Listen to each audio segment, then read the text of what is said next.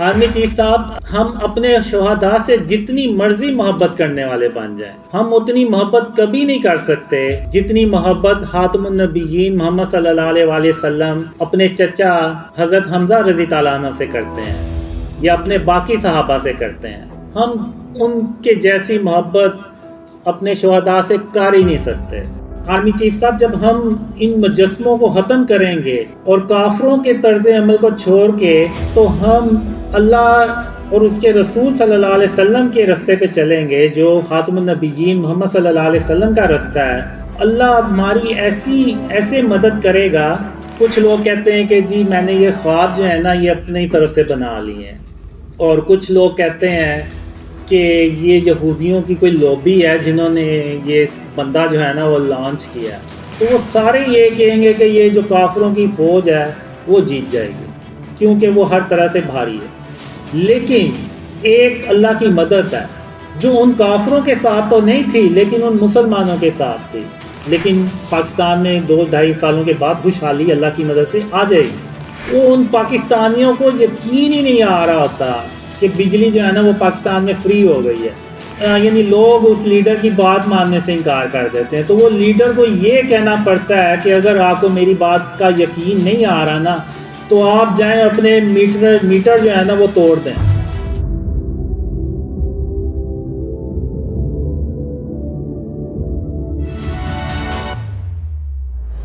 بسم اللہ الرحمن الرحیم۔ السلام علیکم ورحمۃ اللہ وبرکاتہ۔ آج جس پہ بات کروں گا میں وہ شرک اور اس کی اقسام اور موجودہ پاکستان کی صورتحال اور جو خواب ہیں وہ اسلام میں حجت ہیں یا نہیں ہیں، اور پھر اس کے بعد جو لوگ میرے بارے میں باتیں کرتے ہیں اس کے بارے میں بھی میں ذکر کروں گا۔ تو سب سے پہلے تو یہ کہ تمام تعریفیں اللہ رب العالمین کے لیے ہیں، اور بے شک اللہ آسمانوں اور زمین کا مالک ہے، اور اس کے سوا ہم کسی کو معبود سمجھ کر نہیں پکاریں گے، اور بے شک اللہ سب سے بڑھ کر مہربان ہے۔ تو آج ہم دیکھتے ہیں کہ ہم جو مسلمان ہیں وہ تعداد میں بھی بہت زیادہ ہیں، اور حج اور عمرہ بھی پہلے سے بہت زیادہ کیا جاتا ہے، نمازیں بھی پہلے سے زیادہ پڑھی جاتی ہیں، اور صدقہ اور خیرات بھی پہلے سے زیادہ کیا جاتا ہے۔ تو کیا وجہ ہے کہ سب کچھ زیادہ ہونے کے باوجود ہم مسلمان جو ہیں وہ پستی میں ہی چلتے جا رہے ہیں، یعنی ہم اندھیروں میں ڈوبتے چلے جا رہے ہیں؟ تو اس کی آخر کیا وجہ ہے؟ اس کی ایک ہی وجہ ہے کہ جو گناہ اللہ کے نزدیک سب سے بڑا ہے اس کو آج کے دور میں ہم مسلمانوں نے سب سے چھوٹا گناہ سمجھنا شروع کر دیا ہے، اور اگر دوسرے معنوں میں دیکھیں تو ہم نے اس کو گناہ ہی نہیں سمجھا، اس کو گناہ ہی سمجھنا چھوڑ دیا ہے، اور وہ ہے شرک۔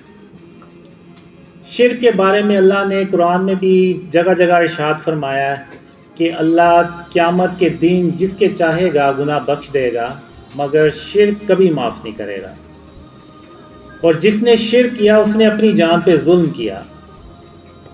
اور آج ہم مسلمانوں نے شرک کو شرک ہی سمجھنا چھوڑ دیا ہے، اور موجودہ دور میں اگر آپ دیکھیں تو یہ دنیا اتنی شرک سے بھر چکی ہے کہ اس سے پہلے کبھی نہیں تھی۔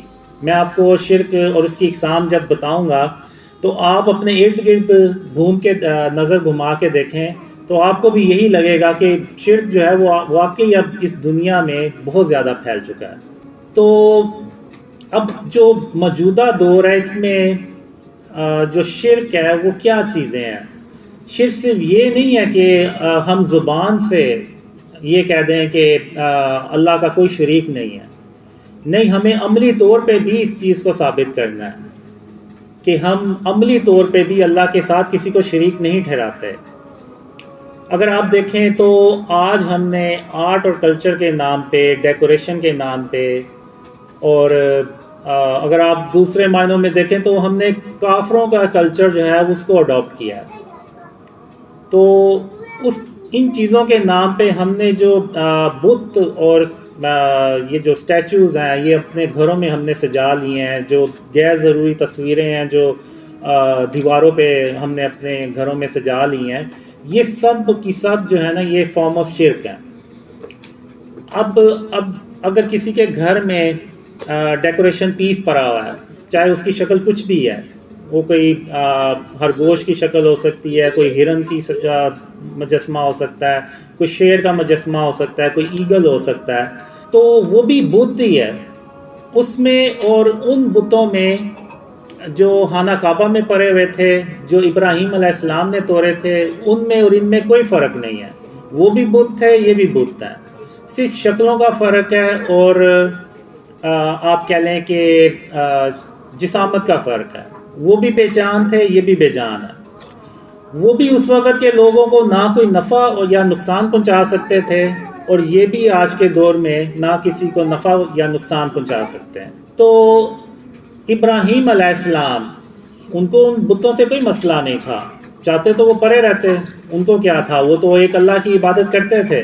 لیکن انہوں نے ان بتوں کو توڑ کے تو یہ عملی طور پہ ثابت کیا کہ وہ صرف زبان سے یہ نہیں کہتے, بلکہ عملی طور پہ بھی اللہ کے ساتھ کسی کو شریک نہیں ٹھہراتے. اب ایک ابراہیم علیہ السلام کے دور میں جب شہر کے لوگ سب باہر چلے گئے تو ابراہیم علیہ السلام نے سارے بتوں کو توڑ دیا. ایک بت کو نہیں توڑا جو بڑا بت تھا, اور اس کے کندھے پہ وہ کلہارا رکھ دیا. اور جب شہر کے لوگ باہر سے واپس آئے تو انہوں نے دیکھا کہ ہمارے باطل خداؤں کو کسی نے توڑ دیا ہے. تو ان میں سے ایک نے کہا کہ ہم نے ابراہیم علیہ السلام کو ان کے بارے میں باتیں کرتے سنا ہے. تو جب ابراہیم علیہ السلام کو بلایا گیا تو انہوں نے کہا کہ آپ اس بڑے بت سے پوچھیں, یہ آپ کو بتائے گا کہ یہ کس نے یہ سارا باقی بت توڑے ہیں. تو وہ جو کافر تھے انہوں نے کہا یہ بت کیسے بات کر سکتا ہے, یہ تو بے جان ہے.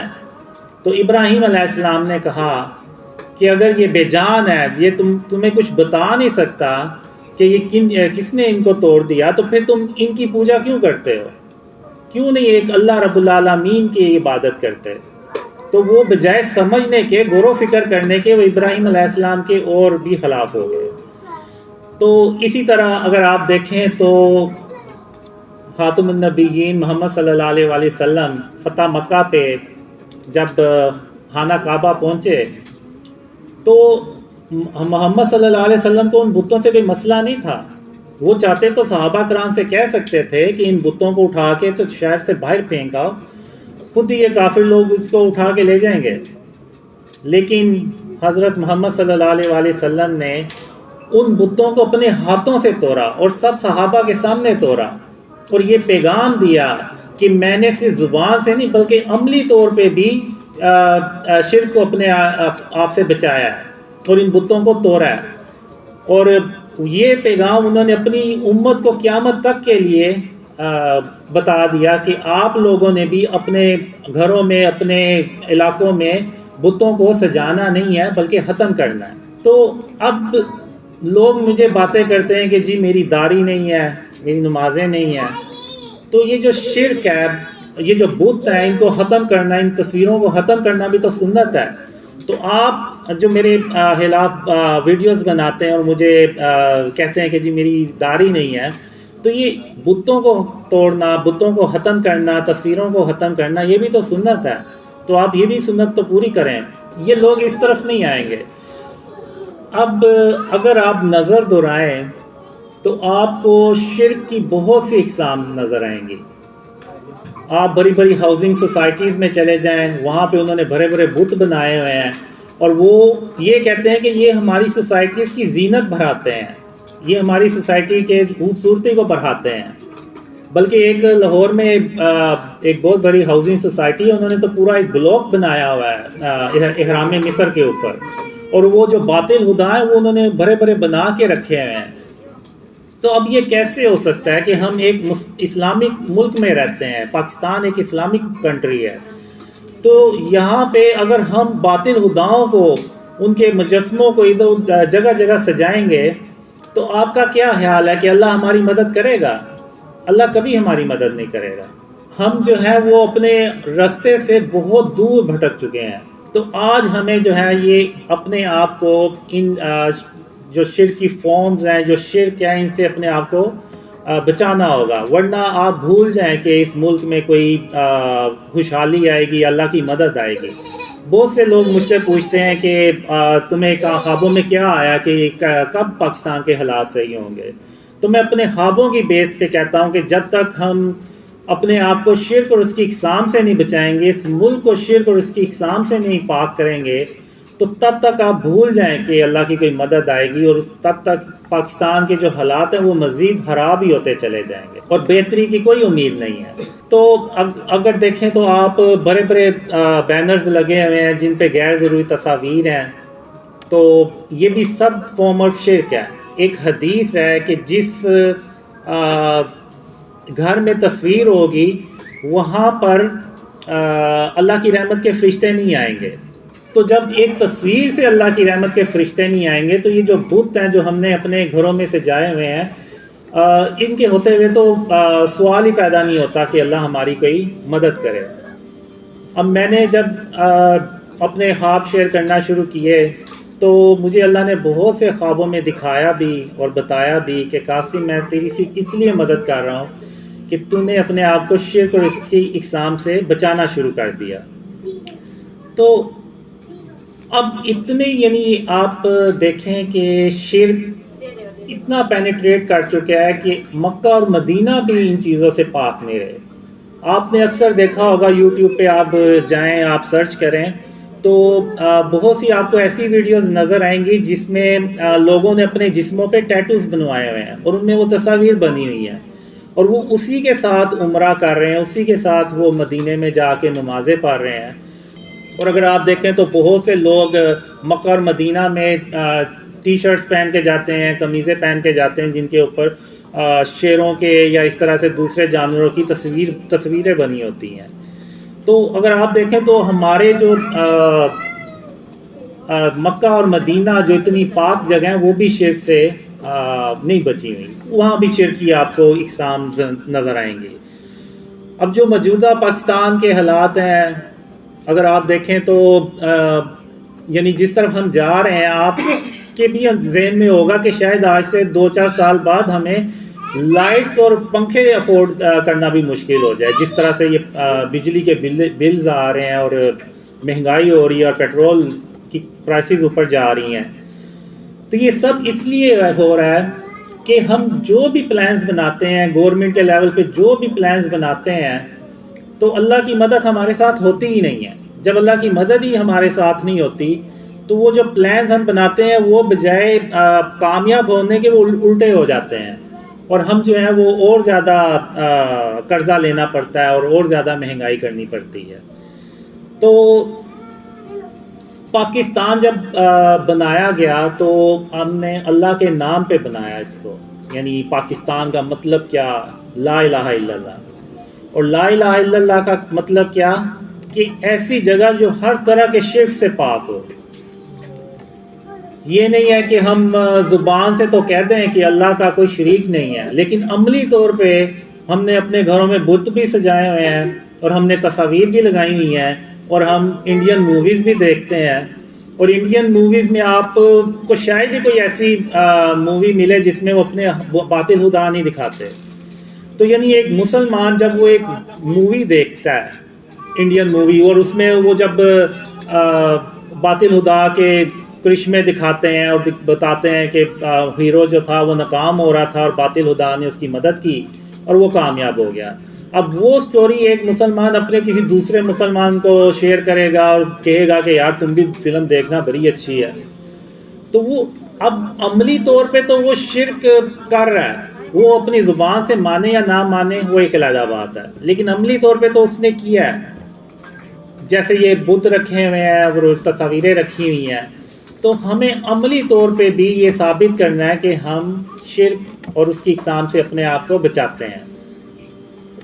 تو اب جو اسٹیچوز ہیں، اب اللہ کی کچھ صفات ہیں، جیسے ایک صفت ہے کہ غرور اور تکبر جو ہے یہ صرف اللہ کی ذات ہے، یہ اللہ کی صفت ہے۔ غرور اور تکبر صرف اللہ رب العالمین کر سکتا ہے، اس کے علاوہ کوئی کرے گا تو وہ شرک کرے گا۔ تو اسی طرح اللہ کی ایک صفت ہے مصور، یعنی آرٹسٹ۔ تو اب یہ جتنی بھی تصویریں ہیں، یہ جتنے بھی بت ہیں، مجسمے ہیں، یہ صرف اللہ رب العالمین ہی بنا سکتا ہے۔ اب جیسے قرآن میں اللہ نے آدم علیہ السلام کا ذکر کیا ہے کہ آدم علیہ السلام کا اللہ نے پہلے مجسمہ بنایا مٹی کا، پھر اس میں جان ڈالی تو وہ آدم علیہ السلام زندہ ہو گئے۔ تو اب آپ کا کیا خیال ہے، یہ جو ہم پرند دیکھتے ہیں، پرندے دیکھتے ہیں، یہ جو جانور دیکھتے ہیں، ہاتھی، گھوڑا اور دوسرے جانور، شیر، چیتے اور مچھلیاں، کیا یہ خود بخود پیدا ہو گئی ہوں گی؟ نہیں، اللہ نے ان کے بھی پہلے مجسمے بنائے ہوں گے اور ان میں جان ڈالی ہوگی اور یہ زندہ ہو گئے۔ تو یعنی اس سے ثابت یہ ہوا کہ جو مجسمے بنانا ہے یہ اللہ رب العالمین کا کام ہے، یہ اس کی صفت ہے، کیونکہ وہی ان میں جان ڈال سکتا ہے۔ اور جب کوئی انسان یہ کام کرے گا، بت بنائے گا اور دوسری چیزیں کرے گا، تصویریں بنائے گا، تو وہ شرک کرے گا، کیونکہ وہ اس میں جان تو نہیں ڈال سکتا۔ تو قیامت کے دن اللہ جنہوں نے بت بنائے ہیں، جنہوں نے بت اپنے گھروں میں رکھے ہوئے ہیں، اللہ ان سے کہے گا کہ اس میں جان ڈالو، وہ نہیں جان ڈال سکیں گے۔ جب وہ جان نہیں ڈال سکیں گے تو اللہ جو ہے وہ ان کو جہنم میں پھینک دے گا۔ تو اس لیے یہ جو مجسمے بنانا، یہ سارے کام جو ہیں یہ اللہ رب العالمین کے ہیں، یہ ہم انسانوں کے نہیں ہیں۔ خاص طور پہ ہم مسلمانوں کو تو ہر حال میں ان چیزوں سے اپنے آپ کو بچانا ہے۔ اب ہم کرتے کیا ہے کہ ہم نے اللہ کو خوش کرنے کی بجائے اپنے نفس کو خوش کرنا شروع کر دیا، اور ہم اتنے یعنی نفس کے غلام بن گئے ہیں کہ ہم بیسیکلی کافروں کی کاپی کرنا چاہتے ہیں۔ یہ جو مجسمے بنا کے اپنے گھروں میں سجانے کی یہ جو روایت ہے، یہ کافروں میں ہے۔ تو ہم نے ان سے یہ چیزیں اڈاپٹ کی ہیں، اور ہم انہی کے جیسے بننے کے چکروں میں ہم نے یہ بھی نہیں دیکھا کہ یہ سب شرک ہے اور یہ سب شرک آف فارمز ہے، اور ہم نے انہی کو اپنے گھروں میں سجا لیا ہے کہ یہ دکھانے کے لیے کہ جی ہم تو بڑے ماڈرن ہو گئے ہیں۔ تو ہمیں یہ دیکھنا ہے کہ ہم اللہ رب العالمین کو ہم نے راضی کرنا ہے، اور اللہ کو ہم کیسے راضی کر سکتے ہیں؟ وہ صرف اسی لیے ایسے کر سکتے ہیں کہ ہم اپنے آپ کو شرک اور اس کی اقسام سے بچائیں، ورنہ آپ بھول جائیں کہ اللہ کی کوئی مدد آئے گی یا پاکستان میں کوئی خوشحالی آئے گی۔ اسی طرح قرآن میں ایک اللہ نے مثال دی ہوئی ہے کہ عیسیٰ علیہ السلام تم میرے حکم سے مٹی کے پرندے کی شکل بناتے، پھر اس میں پھونک مار دیتے تھے تو وہ میرے حکم سے سچ مچ کا پرندہ بن جاتا تھا۔ اس سے تھا۔ اللہ یہ بھی ہمیں سمجھانا چاہ رہا ہے کہ ہم نے یعنی جو مجسمہ بناتا ہے یا بت بناتا ہے تو وہ پھر اس کو اس میں جان بھی ڈالنی ہوگی۔ اب چونکہ عیسیٰ علیہ السلام اللہ کے نبی ہیں، تو انہوں نے اس میں اللہ کے حکم سے جان بھی ڈال دی۔ تو ہمیں اللہ نے ان مثالوں سے یہ ہمیں بتانے کی کوشش کی ہے کہ جو بت ہے نا، ہم نے ان سے اپنے آپ کو بچانا ہے، کیونکہ ہم اس میں جان نہیں ڈال سکتے۔ تو جب جان ہی نہیں ڈال سکتے تو پھر اور جب ہمیں یہ کوئی نفع نہیں پہنچا سکتے، کوئی نقصان نہیں پہنچا سکتے، تو پھر ہم ان کو کیوں رکھتے ہیں؟ اور ہم نے تو اپنے نبی خاتم النبیین محمد صلی اللہ علیہ وسلم کی سنت پہ عمل کرنا ہے۔ یہ بھی محمد صلی اللہ علیہ وسلم کی سنت ہے، جو بتوں کو ختم کرنا، تصویروں کو ختم کرنا۔ ایک حدیث ہے کہ حضرت محمد صلی اللہ علیہ وسلم نے حضرت علی رضی تعالیٰ عنہ کو ایک مشن دیا کہ علی رضی تعالیٰ عنہ آپ جائیں اور جتنی بھی آپ کو قبریں اونچی نظر آئیں ان کو برابر کر دیں، اور جتنی بھی تصاویریں اور آپ کو یہ جو دوسری چیزیں ملیں آپ ان کو ختم کر دیں۔ یہ ان کو مشن دیا خاتم النبیین محمد صلی اللہ علیہ وسلم نے۔ تو اگر ہم چاہتے ہیں کہ ہمارا ملک جو ہے وہ ترقی کرے، ہمارے ملک میں خوشحالی آئے، تو ہمیں اللہ رب العالمین کو خوش کرنا ہے، اور ہم اللہ رب العالمین کو تبھی خوش کر سکتے ہیں جب ہم شرک اور اس کی اقسام سے بچائیں، ورنہ ہم ہر کام پہلے سے زیادہ کرتے ہیں، لیکن آخر کیا وجہ ہے کہ اللہ کی مدد ہمارے ساتھ نہیں ہے؟ تو اس کی ایک ہی وجہ ہے کہ آج ہم شرک جو ہے اس کو شرک ہی نہیں سمجھتے، اس کو کوئی گناہ ہی نہیں سمجھتے، بلکہ اس کو تو ہم اپنے گھروں کی زینت سمجھتے ہیں کہ یہ جو بت ہیں، یہ جو ڈیکوریشن پیسیز ہیں، یہ ہمارے گھروں کی زینت بڑھاتے ہیں، یہ ہماری ہاؤسنگ سوسائٹیز کی زینت بڑھاتے ہیں۔ تو بجائے اس کے کہ جو گناہ سب سے بھرا ہے اللہ کے نزدیک، جس کی کوئی معافی نہیں ہے، اس کو آج مسلمانوں نے ایک چھوٹا سا گناہ سمجھ لیا۔ تو آج ہمیں اس پہ غور و فکر کرنے کی ضرورت ہے۔ اس کے بعد میں آؤں گا کہ ڈریمز جو ہیں، یہ جو خواب ہے، کیا یہ حجت اسلام میں حجت ہیں یا نہیں ہے؟ تو اس سے پہلے میں یہی سمجھتا رہا تھا کہ یہ شاید کوئی حدیث ہے جس میں یہ ہے کہ جو خواب ہیں وہ حجت نہیں ہوتے۔ تو میں نے کچھ دن پہلے عرفان بھائی سے پوچھا کہ آپ مجھے یہ بتائیں یہ حدیث ہے یا کیا ہے؟ اگر حدیث ہے تو اس کا ریفرنس کیا ہے؟ تو عرفان بھائی نے مجھے بتایا کہ یہ کوئی حدیث نہیں ہے، یہ صرف علماء کا ایک موقف ہے کہ اس ڈریمز ہیں یہ اسلام میں حجت نہیں ہوتے۔ تو میں یہی سمجھا تھا جیسے وہ مخالفین جو ہیں وہ ایسے ویڈیوز بناتے ہیں اور ایسے بتاتے ہیں کہ خواب جو ہیں وہ حجت نہیں ہوتے، تو میں یہ سمجھا کہ شاید یہ حدیث ہے، اور شاید میرے جیسے اور بھی بہت سے لوگ سمجھتے ہوں کہ یہ حدیث ہے۔ تو بعد میں مجھے پتہ چلا کہ یہ حدیث نہیں ہے، یہ علماء کا موقف ہے۔ تو میری علماء سے یہ گزارش ہے کہ وہ اپنا اس پہ کلیئر موقف دیں کہ خواب جو ہے وہ حجت کیوں نہیں ہو سکتے۔ تو عرفان بھائی نے مجھے بتایا کہ صرف وہ خواب حجت نہیں ہوتے جس میں کوئی غیر شرعی احکامات ہوں، جس میں ایسی کوئی بات نہیں ہے، وہ خواب حجت ہوتے ہیں۔ اب میرے خوابوں میں سب سے اہم پیغام ہی یہ ہے کہ اپنے آپ کو شرک اور اس کی اقسام سے بچائیں، تو یہ حجت ہے، پوری امت کے لیے حجت ہے، اس میں ایسی کیا برائی ہے؟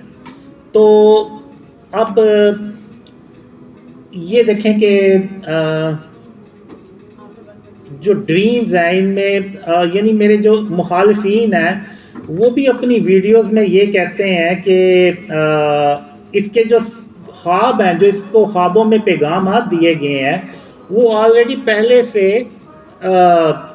حدیثوں میں موجود ہے، قرآن میں موجود ہے، یعنی وہ بھی اس چیز کو ایکسیپٹ کر رہے ہیں کہ اس کے خوابوں میں ایسی کوئی بات نہیں ہے جو قرآن اور حدیث سے ٹکرائے، یعنی اس کا مطلب ہے کہ وہ حجت ہے۔ پھر یہ ایک جو میرے ڈریمز ہیں یہ ایک طرح سے پوری امت کے لیے ایک ریمائنڈر ہے کہ اللہ ایک پیغام سے، ایک خوابوں کے ذریعے سے ایک پیغام ہمیں دے رہا ہے، ایک ریمائنڈ کروا رہا ہے کہ اس دور میں جس میں آپ کہہ لیں کہ شرک اتنا بڑھ چکا ہے کہ لوگوں نے شرک و شرک ہی سمجھنا چھوڑ دیا ہے، تو اللہ نے وہ ایک ریمائنڈر بھیجا ہے کہ آپ اپنے آپ کو شرک سے بچائیں اور اس کی اقسام سے بچائیں۔ اور جو اللہ نے مجھے خوابوں میں یہ بھی بتایا کہ شرک کی اقسام کیا ہیں اور ان سے ہم کیسے بچ سکتے ہیں، تو وہ میں انشاءاللہ آگے جا کے وہ بھی ڈسکس کروں گا۔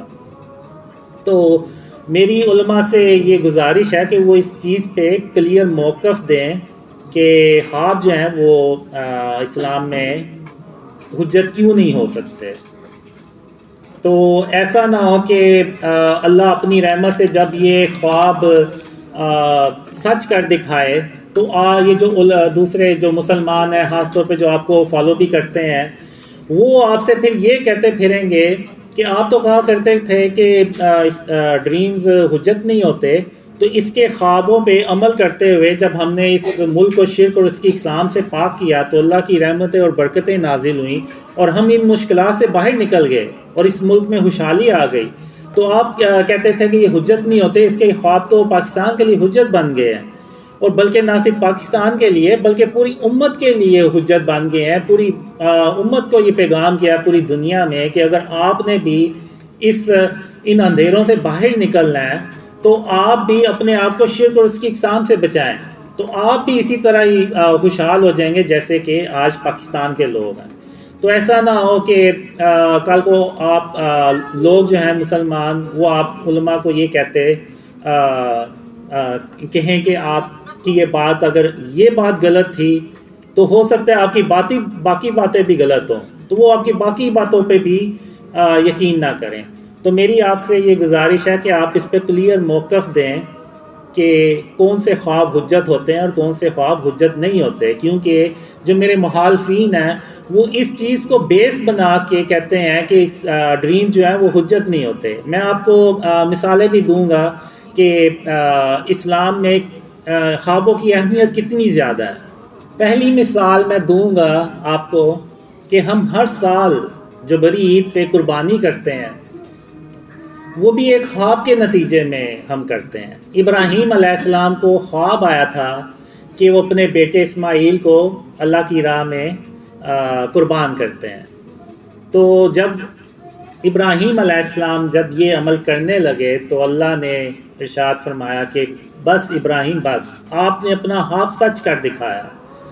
تو اللہ نے ان کی جگہ ایک دمبا بھیج دیا جس کو ابراہیم علیہ السلام نے قربان کیا، اور وہ اللہ کو عمل اتنا پسند آیا کہ قیامت تک کے مسلمانوں کے لیے اللہ نے یہ فرض کر دیا کہ جو اس کی استطاعت رکھتا ہے وہ بھری عید پہ قربانی کرے۔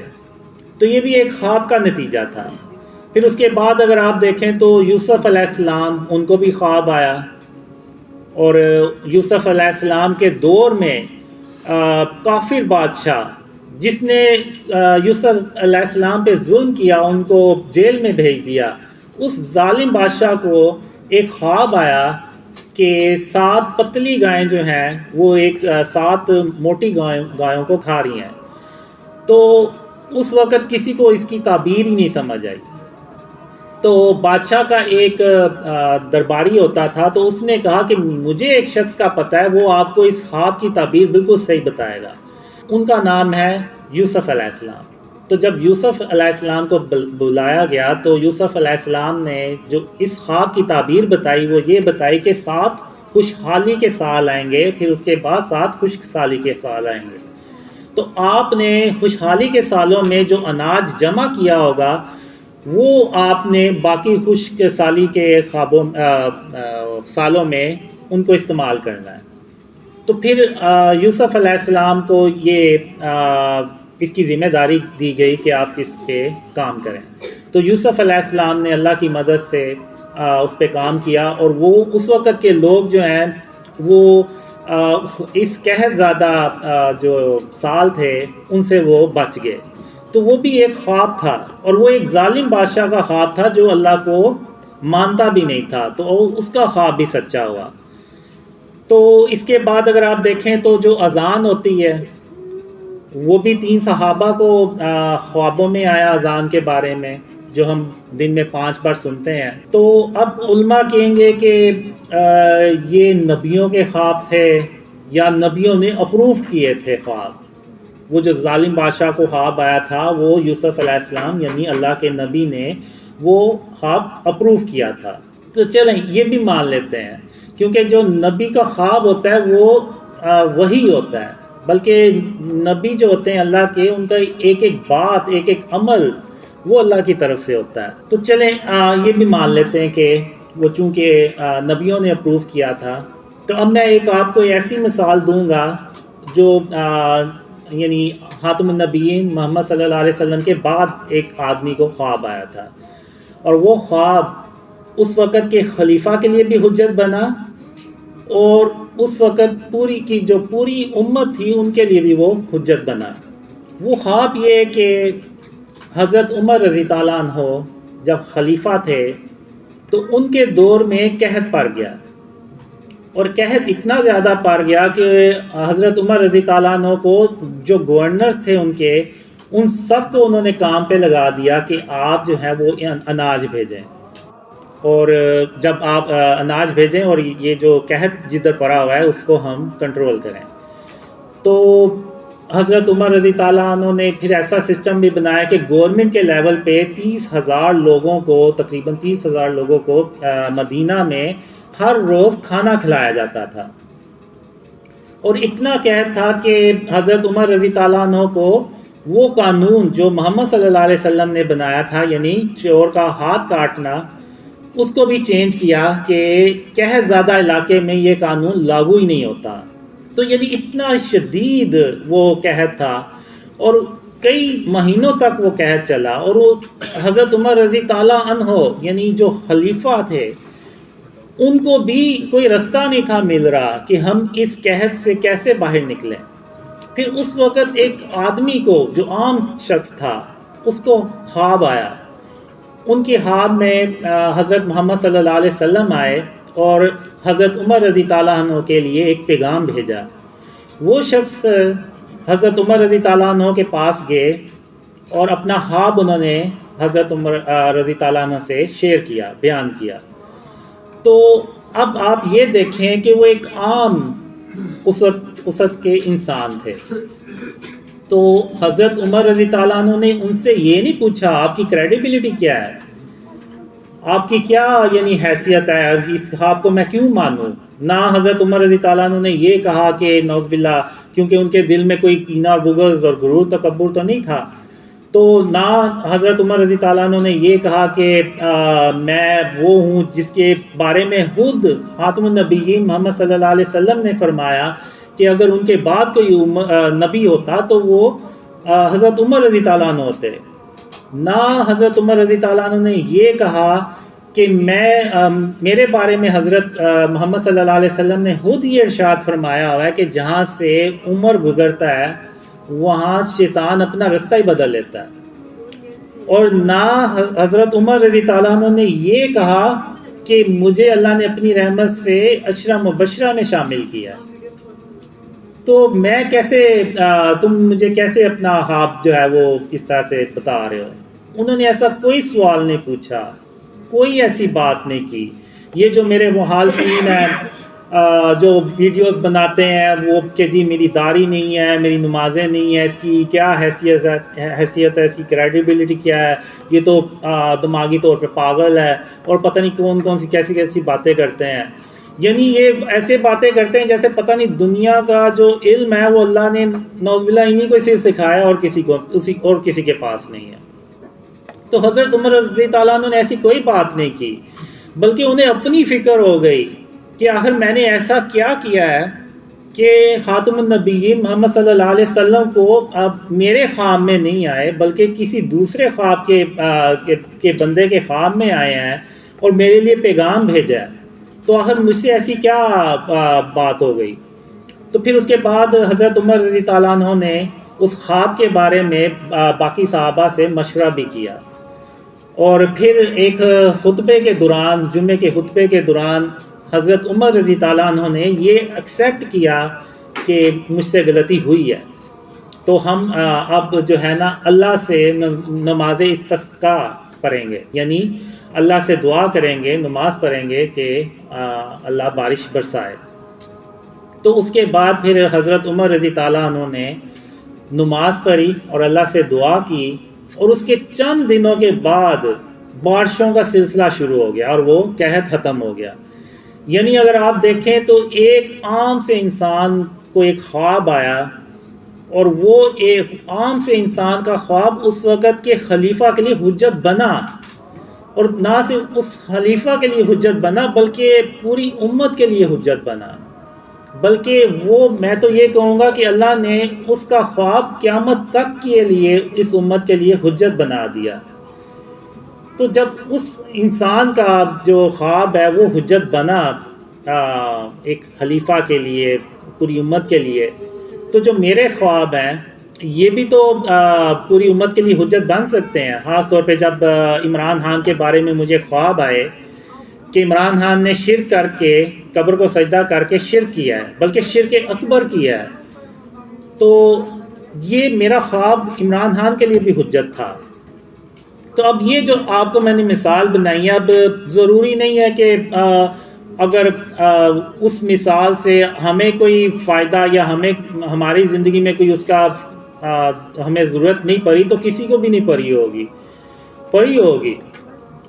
اگر آپ تاریخ دیکھیں تو بڑے بڑے لیڈر گزرے ہیں، ارطغرل، عثمان، محمود غزنوی، ٹیپو سلطان، ان کے اوپر بھی کئی بار مشکل وقت آئے ہوں گے، تو انہوں نے بھی اس وقت ہو سکتا ہے اپنے آپ کو یہ کہہ کے حوصلہ دیا ہو کہ حضرت عمر رضی تعالیٰ عنہ پہ جب مشکل وقت آیا تو انہوں نے بھی اللہ پہ توکل کیا اور اللہ سے دعا کی اور اللہ سے مدد مانگی، تو اللہ نے بارش کر دی اور وہ قحط ختم ہو گیا. تو آج ہم بھی اگر اللہ پہ توکل کریں گے، اللہ سے مدد مانگیں گے، تو اللہ ہماری بھی ایسے ہی مدد کرے گا جیسے کہ حضرت عمر رضی تعالیٰ عنہ کی مدد کی. تو یہ ہو سکتا ہے کتنے لیڈرز گزرے ہوں، ان کے لیے یہ خواب حجت بنا ہو، بلکہ یہ خواب میرے لیے بھی حجت بنتا ہے. میں جو دعویٰ نہیں کرتا، اب لوگ کہتے ہیں کہ جی میرے بارے میں ایسے جھوٹے کہیں ہوئے ہیں کہ جی میں نے کوئی دعویٰ کیا. آپ مجھے کوئی ایک ویڈیو کلپ دکھائیں، کوئی آڈیو کلپ دکھا دیں کہ جہاں پہ میں نے کوئی دعویٰ کیا. بلکہ میں اس خواب کا میں اس واقعے کا، حضرت عمر رضی تعالیٰ عنہ کا واقعہ جو ہے وہ ایک شخص کو خواب میں بتاتا ہوں کہ میں کیوں نہیں کوئی دعویٰ کروں گا، کیونکہ جس طرح حضرت عمر رضی تعالیٰ عنہ نے اللہ پہ توکل کیا تو اللہ نے ان کی مدد کی اور وہ اس قحط سے باہر نکلے، ورنہ انہیں کوئی صورت ہی نہیں تھی نظر آ رہی کہ اس قحط سے کیسے ہم باہر نکلیں گے. تو اللہ نے ایک خواب کے ذریعے سے حضرت عمر رضی تعالیٰ عنہ کو وہ رستہ دکھایا. تو اسی طرح میں بھی صرف اللہ رب العالمین پہ توکل کروں گا تو ہی یہ میرے ڈریم اللہ جو ہے اپنی رحمت سے، اپنی مدد سے ان کو سچا کر کے دکھائے گا. ورنہ میں بھی اللہ کے سوا نعوذ باللہ کسی اور پہ توکل کر دوں تو پھر بھول جائیں کہ یہ خواب کبھی سچے ہوں گے یا پھر کبھی پھیلیں گے. تو یہ صرف اس لیے پھیل رہے ہیں، صرف اس لیے ہو رہا ہے یہ سب کچھ کہ یہ اللہ کی رحمت ہے اور اس کی مہربانی ہے کہ اس نے مجھے اپنے اوپر توکل کرنے کے لیے میرا دل جو ہے وہ مضبوط کیا. میں پھر علماء سے کہوں گا کہ آپ اس پہ کلیئر موقف دیں. ایسا نہ ہو کہ آپ لوگوں نے جو کہا ہوا ہے کہ خواب حجت نہیں ہوتے، اور کئی لوگ آپ کی بات پہ یقین کر کے تو اتنے برے کمنٹس کرتے ہیں نا، یعنی اتنی برے میں علماء سے کہوں گا آپ ذرا ان ویڈیوز پہ جا کے کمنٹس تو چیک کریں کہ وہ کمنٹس کیسے کرتے ہیں. یعنی آپ دیکھیں کہ ایک بحیثیت مسلمان وہ لوگ کیسے کسی دوسرے مسلمان کے بارے میں اس طرح سے نقصان پہنچا سکتے ہیں. یعنی یہ حدیث ہے کہ مسلمان وہ ہے جس کی زبان اور جس کے ہاتھ سے دوسرا مسلمان محفوظ رہے. تو اب ایسا نہ ہو کہ ان کا یہ عمل قیامت کے دن ان کی گلے کی ہڈی بن جائے جو نہ ان سے نگلی جائے اور نہ پھر ان سے اگلی جائے. ایک موجودہ دور میں بھی ایک واقعہ ہوا جس کی وجہ سے آج ہم یہاں پہ بیٹھے ہوئے ہیں، تو وہ بھی ایک خواب کا نتیجہ تھا. بابا قوم محمد علی جناح جب یہاں سے تانگ آ کے تو یو کے چلے گئے، تو جب وہ یو کے میں تھے تو اس وقت بابا قوم محمد علی جناح کو حضرت محمد صلی اللہ علیہ وسلم کی زیارت ہوئی اور انہوں نے کہا کہ محمد علی جناح واپس جاؤ تم اور وہاں پہ برے صغیر کے مسلمانوں کی مدد کرو. تو پھر اس خواب کے بعد وہ واپس پاکستان آئے اور پاکستان کے لیے انہوں نے جد و جہد کی اور اللہ کی رحمت سے پاکستان یہ وجود میں آیا جہاں ہم اس وقت بیٹھے ہوئے ہیں. تو یہ بھی ایک خواب کا نتیجہ ہے. اگر ہو سکتا ہے اس وقت بابا قوم محمد علی جناح کو وہ خواب نہ آتا تو وہ پاکستان ہی نہ آتے اور اس صورت میں پاکستان وجود میں ہی نہ آتا. تو پاکستان کا جو وجود ہے وہ بھی ایک خواب کے نتیجے میں آیا تھا. یہ بھی ایک مثال ہے. اب اسلام میں ڈریمز کی جو اہمیت ہے وہ کیا ہے کوئی بھی نہیں بتاتا. یہ جتنے بھی میرے خلاف ویڈیوز بناتے ہیں بس یہ کہتے ہیں کہ جی اسلام میں خواب حجت نہیں ہوتے، اور اس بیس پہ مجھے وہ جھٹلاتے ہیں، میرے خوابوں کو بھی جھٹلاتے ہیں. آخر اس میں ایسی بات ہی کیا ہے؟ یہی تو پیغام ہے میرے خوابوں میں سب سے بڑا کہ اپنے آپ کو شرک اور اس کی اقسام سے بچائیں. اس میں کیا برائی ہے؟ تو پوری امت کے لیے حجت ہے. اب حضرت محمد صلی اللہ علیہ وسلم ہر فجر کی نماز کے بعد صحابہ سے پوچھا کرتے تھے کہ آپ کو کوئی خواب تو نہیں آیا، آپ جس کو خواب آئے وہ شیئر کرے۔ اور پھر ایک حدیث میں خاتم النبیین محمد صلی اللہ علیہ وسلم نے فرمایا کہ نبوت کا سلسلہ ان پہ ختم ہو گیا، محمد صلی اللہ علیہ وسلم اللہ کے آخری رسول ہیں، تھے اور رہیں گے، ان کے بعد نہ کسی نبی نے آنا نہ کسی رسول نے آنا، ان پہ نبوت کا سلسلہ ختم ہو گیا۔ لیکن محمد صلی اللہ علیہ وسلم نے یہ بھی ارشاد فرمایا کہ میرے جانے کے بعد مبشرات کا سلسلہ باقی رہے گا۔ تو صحابہ نے پوچھا یہ مبشرات کیا ہیں؟ تو آپ صلی اللہ علیہ وسلم نے فرمایا سچے خواب، یعنی سچے خواب جو ہیں، یعنی سچے خواب کا مطلب یہ نہیں کہ وہ اچھے ہی ہوں، بعض اوقات ہوتا ہے کہ برے خواب بھی سچے ہو جاتے ہیں، تو وہ سچے خوابوں کا ذکر ہوا ہے۔ اور پھر ایک صحیح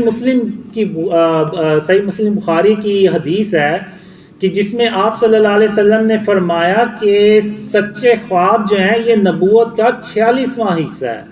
ابن ماجہ میں ہے کہ 170 سچے خواب جو ہے نا وہ نبوت کا 170واں حصہ ہے، ایک حدیث میں 40واں حصہ ہے، اور ایک حدیث میں تو 25واں حصہ لکھا ہوا ہے، اور یہ سب حدیثوں میں موجود ہے۔ یعنی یہ خواب و اسلام میں خوابوں کی اہمیت بیان کی گئی ہے، اور یہ کس نے بیان کی ہے؟ یہ خاتم النبیین محمد صلی اللہ علیہ وسلم نے بیان فرمائی ہے۔ تو ہم نے یہ حدیثوں کو بھلا دیا، اور وہ جو علماء کا موقف ہے اس کو اتنا اسٹرانگلی ہم پیش کرتے ہیں کہ پتہ نہیں جیسے وہ کوئی حدیث ہے۔ تو میں پھر یہی کہوں گا کہ آپ علماء سے کہ اس پہ کوئی کلیئر موقف دیں۔ میرے خوابوں میں یہ ہے کہ جو شرک ہے اس کی اقسام، شرک اور اس کی اقسام سے اپنے آپ کو بچائیں۔ تو بہت سے لوگ کہتے ہیں کہ جی یہ تو شیطان آ کے آپ کو بہکا رہا ہے، تو میں ان سے پوچھتا بھی ہوں کہ کیا نعوذ باللہ شیطان جو ہے وہ اس نے توبہ کر لی ہے کہ وہ سیدھے رستے پہ آ گیا اور مجھے آ کے بتا رہا ہے کہ یار تم اپنے آپ کو شرک اور اس کی اقسام سے بچاؤ، نہیں تو قیامت کے دن اللہ جو ہے نا وہ شرک معاف نہیں کرے گا۔ یہ کیسے ہو سکتا ہے کہ شیطان آ کے مجھے کہے کہ تم غرور اور تکبر نہ کرو؟ شیطان آ کے مجھ سے کہے کہ اپنے سینے سے کینہ اور بغض نکال دو۔ شیطان مجھ سے یہ کہے آ کے کہ زمین پہ اکڑ کے مت چلو، عاجزی سے چلو اور سر کو جھکا کے چلو۔ یہ کیسے ہو سکتا ہے کہ شیطان مجھے یہ چیزیں آگے سکھانا شروع ہو جائے کہ اپنی جو کھانے کی برتن ہیں ان کو اپنی انگلی سے چاٹ کے صاف کر لیا کرو؟ تو یعنی یہ کیسے ہو سکتا ہے کہ یعنی کسی کا مذاق نہ ہو رہا ہو، کسی دوسرے مسلمان کا مذاق نہ ہو رہا ہو؟ یہاں تک اللہ نے مجھے کہا کہ کسی مسلمان کا جب تم مذاق اڑاتے ہو تو تم اس کا نہیں بلکہ کسی مسلمان کا نہیں، کسی انسان کا۔ اب وہ انسان مسلمان بھی ہو سکتا ہے اور کافر بھی ہو سکتا ہے۔ تو یعنی مجھے اللہ نے حرام میں کسی کافر کا بھی مذاق اڑانے سے منع فرمایا کہ کیونکہ اس صورت میں تم اس کا مذاق نہیں اڑا رہے ہو، تم نعوذ باللہ اللہ رب العالمین کا مذاق اڑا رہے ہو کہ اللہ نے اس کو پیدا کر کے اس کو ایسا بنا کے نعوذ باللہ کوئی بہت بڑی غلطی کر دی۔ تو اللہ نے مذاق اڑانے سے بھی منع فرمایا۔ تو یہ کیسے ہو سکتا ہے کہ شیطان جو ہے وہ سیدھے رستے پہ آ گیا اور مجھے یہ چیزیں سکھا رہا ہے؟ تو آپ یعنی مجھے یہ جو ویڈیوز بناتے ہیں وہ خود کہتے ہیں کہ اس کے خوابوں میں وہی چیزیں جو پہلے سے موجود ہیں، تو پھر یہ کیسے حجت نہیں ہو سکتی؟ تو اس پہ بھی ذرا کلیئر بات کی جائے۔ اب میں بات کروں گا 6 ستمبر کے حوالے سے، کیونکہ آج 6 ستمبر بھی ہے، تو آج کے دن ہم پاکستانی جو ہیں وہ اپنے شہداء کو یاد کرتے ہیں، ان کی قربانیوں کو یاد کرتے ہیں۔ اب اگر آپ دیکھیں تو آج ہم یعنی خاتم النبیین محمد صلی اللہ علیہ وسلم کا جو رستہ ہے وہ اس سے اتنی دور جا چکے ہیں کہ ہم جو ہے نا وہ اندھیروں میں ڈوب چکے ہیں۔ اب میں army chief general Asim Munir ان سے گزارش کروں گا کہ آپ اب میں جو بات کرنے جا رہا ہوں اس پہ تھوڑا سا آپ بھی غور کریں۔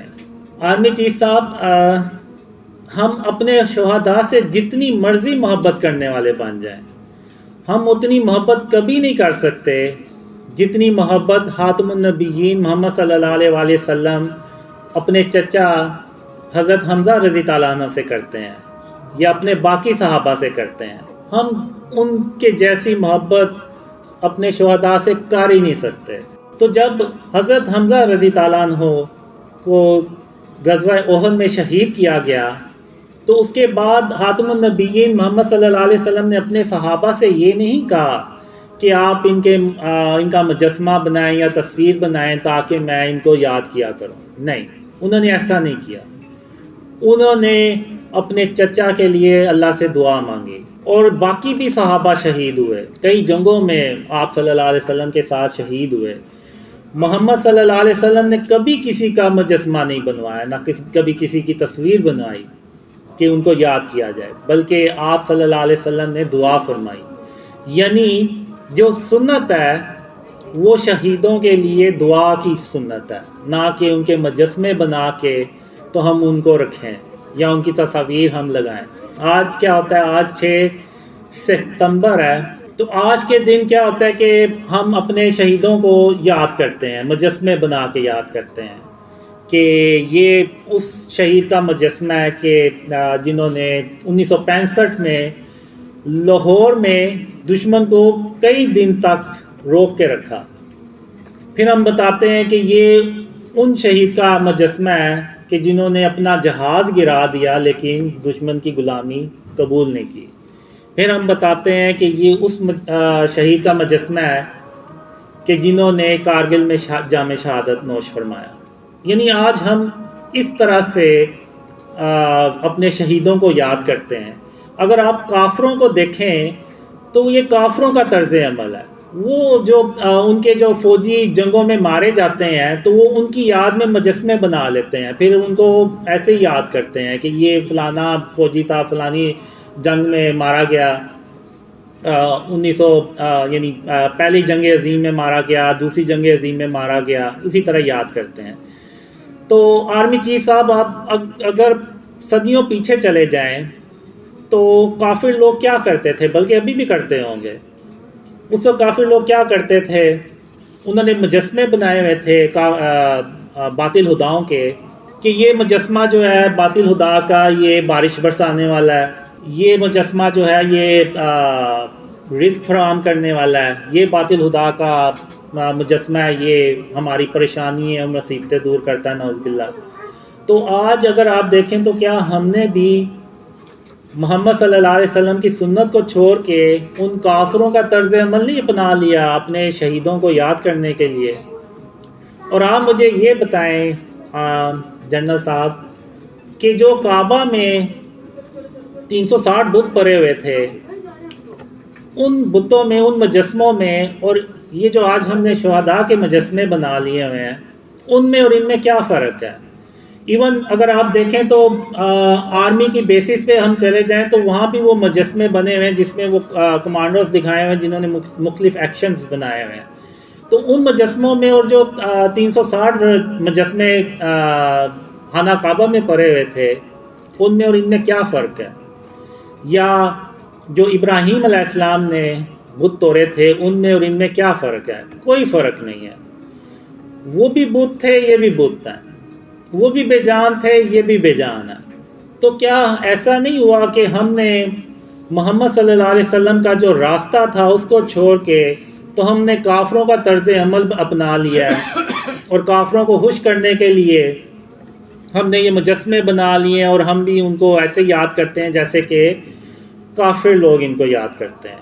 ہمیں آج حضرت محمد صلی اللہ علیہ وسلم جو ہمارے آخری نبی ہیں، جن کے ہم امتی ہیں، ان کے نقش قدم پہ ہم نے آج چلنا ہے، اور ان کے نقش قدم پر چلنے کے لیے پہلا جو قدم ہے وہ ہے توحید کا۔ اور توحید کیا ہے؟ کہ لا الہ الا اللہ، کہ اللہ کے سوا کوئی معبود نہیں ہے۔ اور ہم نے یہ بات صرف اپنی زبان سے نہیں پوری کرنی بلکہ اپنے عمل سے بھی پوری کرنی ہے۔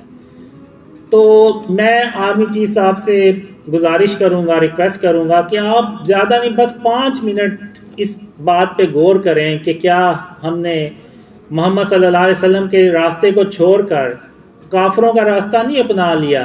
کیا جو آج ہمارے ملک کے حالات ہیں کیا وہ اس وجہ سے تو نہیں ہے کہ ہم نے محمد صلی اللہ علیہ وسلم کا راستہ چھوڑ کے کافروں کے راستے پہ چلنا شروع کر دیا ہے؟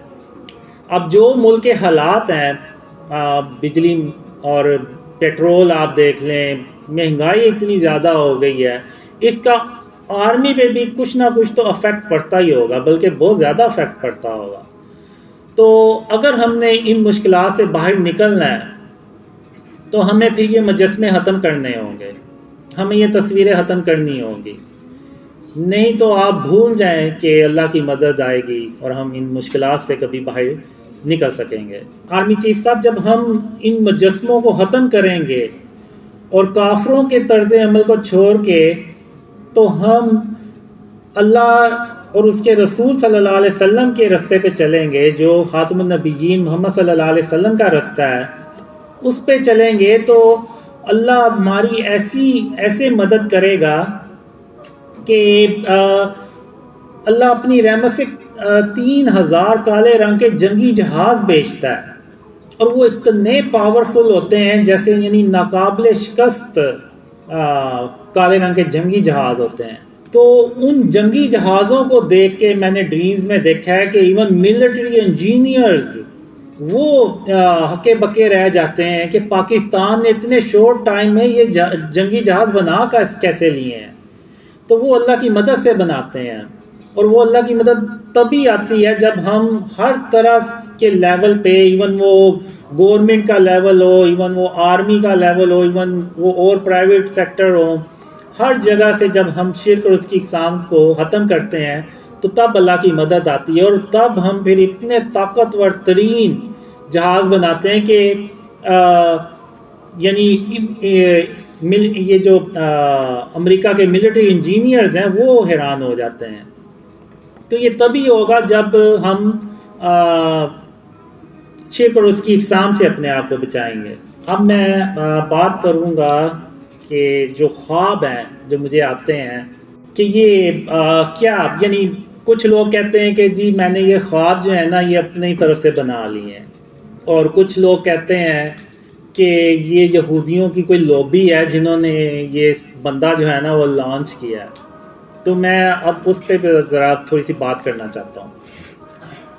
اب اگر آپ دیکھیں تو پچھلے 1400 سال کی ہسٹری دیکھیں، کبھی کوئی مسلمانوں میں ایسا کوئی بندہ آیا ہے کہ جس نے خواب شیئر کیے ہو اور وہ اتنا مشہور ہو گیا ہو کہ اس کی پہچان یہ بن گئی ہو کہ یہ ڈریم شیئر کرتا ہے؟ یعنی لوگوں کی پہچان کیا ہوتی ہے؟ اگر آپ دیکھیں تو کوئی پولیٹیشین ہے، اس کے بارے میں ہم کہیں گے کہ جی یہ تو پولیٹیشین ہے، کوئی سپورٹس مین ہے، کوئی آرٹسٹ ہے، کوئی ایکٹر ہے، کوئی کچھ ہے، کوئی سائنٹسٹ ہے، کوئی ڈاکٹر ہے، یعنی ان کی پہچان یہ ہوتی ہے کہ وہ ڈاکٹر ہیں، سائنٹسٹ ہیں یا ایکٹرز ہیں۔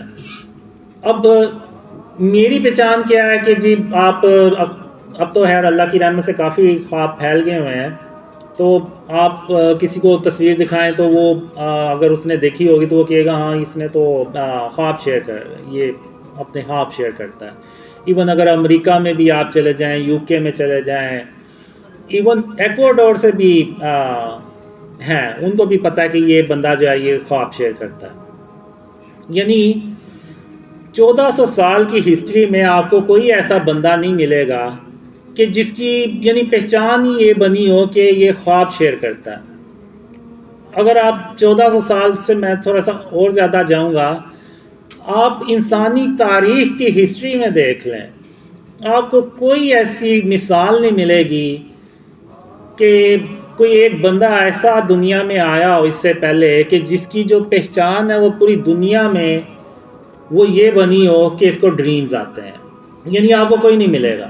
اب اگر آپ دیکھیں تو جو کفار ہیں وہ ہر وقت مسلمانوں کے خلاف کوئی نہ کوئی چالیں چلتے رہتے ہیں، اور اگر آپ دیکھیں تو عرب سپرنگ وہ بھی مسلمانوں کے خلاف کافروں کی چالیں تھیں جو کامیاب بھی ہوئیں، جس سے آپ نے دیکھا کہ بہت سے جو اسلامک کنٹری تھے وہ ختم ہو گئے، ایجپٹ، سیریا اور جارڈن اور پتہ نہیں کتنے اسلامک ملک تھے، وہ اس کی زرد میں آئے.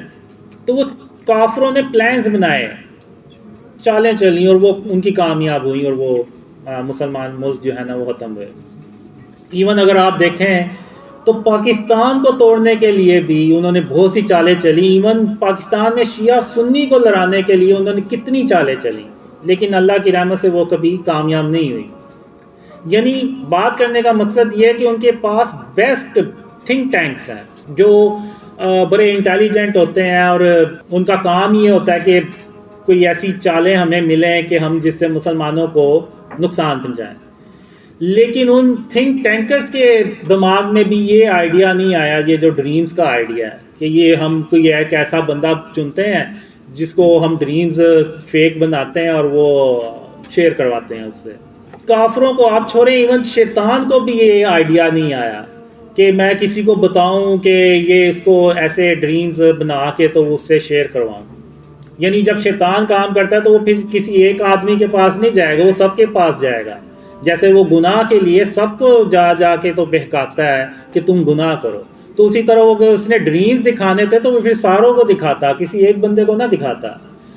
تو بات کرنے کا مقصد یہ ہے کہ آپ مجھے دیکھیں تو مجھے ٹھیک سے بات بھی نہیں کرنی آتی، اور پہلی سپیچ دیکھیں تو وہ تو بالکل ہی میری بہت ہی خراب تھی. دوسری تھوڑی سی بہتر تھی، آج کا مجھے نہیں پتا کہ کیسی ہے. تو میرا یعنی آپ لوگوں نے آئیڈیا لگایا ہوگا کہ میرا کوئی اتنا دماغ نہیں ہے کہ میں اتنا انٹیلیجنٹ نہیں ہوں کہ میں یہ ڈریمز جو ہے نا وہ اپنی طرح سے بنا لوں اور لوگوں کو شیئر کرنا شروع کر دوں. اگر یہ آئیڈیا یعنی آپ انسانی تاریخ دیکھیں، اتنے انٹیلیجنٹ بندے آئے ہوں گے، آئنسٹائن اور پتہ نہیں کون کون آیا ہوگا، ان کے ذہن میں کسی کے ذہن میں یہ آئیڈیا نہیں آیا. یہ صرف آئیڈیا میرے ذہن میں ہی آنا تھا. یہ آئیڈیا صرف اللہ رب العالمین کا ہی ہو سکتا ہے، یہ اللہ کے سوا کسی اور کا آئیڈیا ہو ہی نہیں سکتا. کیونکہ جب کبھی بھی کوئی یونیک کام ہوتا ہے نا، وہ اللہ رب العالمین ہی کر سکتا ہے، وہ کوئی اور نہیں کر سکتا. تو یہ جو خواب ہیں یہ بھی اللہ کی طرف سے ہیں، اور میں آگے چل کے آپ کو بتاؤں گا بھی کہ یہ خوابوں میں مجھے اللہ اور محمد صلی اللہ علیہ وسلم نے کیا کچھ سکھایا. تو اب لوگ کہتے ہیں کہ جی یہ کوئی یہودیوں نے لانچ کیا ہے، تو میں یہ کہوں گا کہ یہودی اتنے پاگل نہیں ہیں کہ وہ میرے جیسے بندے کو ہائر کر لیں جس کو نہ بات کرنی آتی ہے، نہ وہ اس کا دماغ کو اتنا زیادہ ہے، نہ دین کا نہ دنیا کا اس کے پاس علم ہے. اگر کافر جب کسی کو یوز کرتے ہیں اور ہائر کرتے ہیں نا تو وہ بڑے انٹیلیجنٹ بندے کو کرتے ہیں کہ جس کے پاس دین دنیا کا بھی علم ہو تاکہ وہ اگلے کے بات کو کاؤنٹر تو کر سکے. تو وہ میرے جیسے بندے کو ہائر نہیں کریں گے. کہ اگر آپ دیکھیں تو وہ ویس نصیر نے نا میری پرانے وہ انٹرویوز اپلوڈ کیے ہوئے ہیں جس میں مجھے بات ہی نہیں کرنی آ رہی. یعنی مجھے بھی تھوڑا سا نا وہ غصہ آتا ہے کہ یار بندہ ایڈٹ ہی کر لیتا ہے ویڈیوز کو، وہ اس نے ویسے ہی اپلوڈ کی ہوئی ہیں، جیسے پتہ نہیں وہ. تو یعنی آپ خود اندازہ لگائیں کہ کافی لوگ کسی میرے جیسے بندے کو ہائر کر کے اپنا وہ پلان جو ہے نا وہ کہیں گے کہ اس کو ہم نے ہائر کر لیا نا تو ہمارا تو وہ پلان 100% ناکام ہونا ہے، بلکہ ہم نے بھی اس نے خود بھی ایکسپوز ہونا ہے اور ہمیں بھی ایکسپوز کرے گا. تو یہ آپ بے فکر ہیں کہ وہ کافروں نے مجھے کوئی ایسے ہائر کیا ہوگا. کافی لوگ ایسے میرے جیسے بندے کو نہیں ہائر کرتے اور نہ کریں گے. یہ صرف اللہ رب العالمین ہی ایسا کر سکتا ہے، کیونکہ اللہ جو ہے وہ ہر چیز پہ قادر ہے.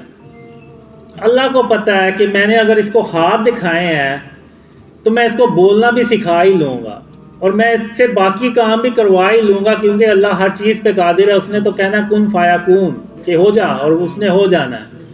تو ایسا ہو ہی نہیں سکتا کہ اللہ کے ہو جا اور وہ چیز ہو نہ. تو اب اگر آپ دیکھیں تو اللہ مجھ سے تھوڑی سی بہتری کروا ہی رہا ہے. پہلی سپیچ مجھ سے اچھی نہیں ہوئی، دوسری اس سے تھوڑی بہتر. اب یہ آپ لوگ بتائیں گے کہ میری تیسری سپیچ کیسی ہے. اگر یہ پہلے سے بہتر ہے تو اس کا مطلب ہے کہ اللہ مجھے آہستہ آہستہ سکھا رہا ہے. وہی جو ہے وہ تدبیریں کرتا ہے اور اللہ نے مجھے بہت سال پہلے کہا تھا کہ قاسم میں تمہارے لیے تدبیر کروں گا. اب وہ کیا تدبیر تھی اب اللہ ہی بہتر جانتا ہے، لیکن اتنا ہے کہ اللہ سب سے بہتر تدبیر کرنے والا ہے. تو اب میں اپنے خوابوں کے بارے میں بیان کروں گا کہ جو اللہ کی رحمت سے اور اس کی مدد سے سچے ہوئے ہیں، خاص طور پہ عمران خان کے بارے میں. جب عمران خان نے غالباً جون 2018 کو ایک دربار پہ جا کے تو قبر کو سجدہ کیا تھا، تو اس وقت اس کے بعد مجھے خواب میں آیا کہ اللہ کہتا ہے کہ قاسم عمران خان نے قبر کو سجدہ کر کے تو شرک اکبر کیا ہے، تو اب عمران خان کے ساتھ میری مدد نہیں ہے تب تک جب تک کہ عمران خان توبہ نہیں کر لیتا، بالکل ویسے ہی کہ سب کے سامنے وہ توبہ نہیں کر لیتا اور اس کے بعد اللہ رب العالمین کو سجدہ نہیں کر دیتا، تو اس کی توبہ جو ہے وہ قبول نہیں ہوگی اور اس کے ساتھ اللہ کی مدد نہیں ہوگی. پھر 25 جولائی 2018 کو مجھے خواب آیا کہ عمران خان وزیر اعظم بن جاتے ہیں، لیکن اس طرح سے وہ کامیاب نہیں ہو پاتے جس طرح سے کہ وہ وعدے کر کے آئے ہوتے ہیں. اور اس کے بعد اور بھی کافی ڈریمز آئیں جس میں عمران خان کے لیے ایک مسئلہ ختم ہوتا نہیں تو دوسرا شروع ہو جاتا ہے، اور آپ نے بھی دیکھا ہوگا اس کے دور میں کافی ایسے مسائل آتے رہے. اور پھر مجھے ڈریمز میں آیا کہ عمران خان کے اندر یعنی پارٹی کے اندر جو ہے وہ گروپنگ بن جاتی ہے اور وہ عمران خان کے اگینسٹ ہو جاتے ہیں. اور پھر مجھے ایک ڈریم میں آیا کہ ایون جو عمران خان کے ایلائز ہیں، وہ جو MQM یا دوسری پارٹیوں کو اس نے ساتھ ملایا ہوا تھا، وہ بھی عمران خان کو پریشرائز کرتے رہتے ہیں، اور ایون ایک وقت آتا ہے کہ وہ اس کو چھوڑ بھی جاتے ہیں. تو پھر ایک ڈریم میں آیا مجھے کہ عمران خان کو پرفارمنس کا 30% صرف ٹائم ملے گا. تو اگر آپ دیکھیں تو اگست 2018 سے اگر آپ دیکھیں تو مارچ 2020 تک جو ٹائم ہے وہ تقریباً 30% ہی بنتا ہے اس کے 5 سال کا. تو جیسے ہی 30% ہوتا ہے تو اس کے ساتھ ہی وہ کرونا وائرس جو ہے نا وہ دنیا میں پھیلنا شروع ہو جاتا ہے، اور پاکستان میں بھی وہ پھیلتا ہے، اور اس کی وجہ سے عمران خان کو موقع ہی نہیں ملتا کہ وہ اپنی پرفارمنس جو ہے نا وہ دکھا سکے. اور اس کے بعد پھر مجھے یہ بھی ڈریم آیا کہ عمران خان کے دور میں یعنی پاکستان کی ایک زمین ہوتی ہے جو ایسے دھنس جاتی ہے، اور اس سے بہت سے لوگوں کی جو کاروبار ہے نا وہ شدید متاثر ہوتے ہیں. تو یعنی یہ ڈریم سمبولک ہوتے ہیں، تو وہ ایک قدرتی آفت کو ریپریزنٹ کر رہی تھی، یعنی کوئی عمران خان کے دور میں کوئی قدرتی آفت آئے گی، تو وہ آپ نے دیکھا کہ وہ کرونا وائرس کی صورت میں آئی. تو اس کے بعد اگر آپ دیکھیں تو عمران خان کو دنیا بھر سے سپورٹ حاصل تھی. یعنی اگر آپ دیکھیں تو جتنا اسٹیبلشمنٹ نے عمران خان کو سپورٹ کیا تھا اتنا شاید ہی پاکستان کی تاریخ میں کسی وزیر اعظم کو سپورٹ کیا ہو. لیکن ان سب باتوں کے باوجود عمران خان جو ہے وہ اپنا مدت بھی پوری نہیں کر سکے.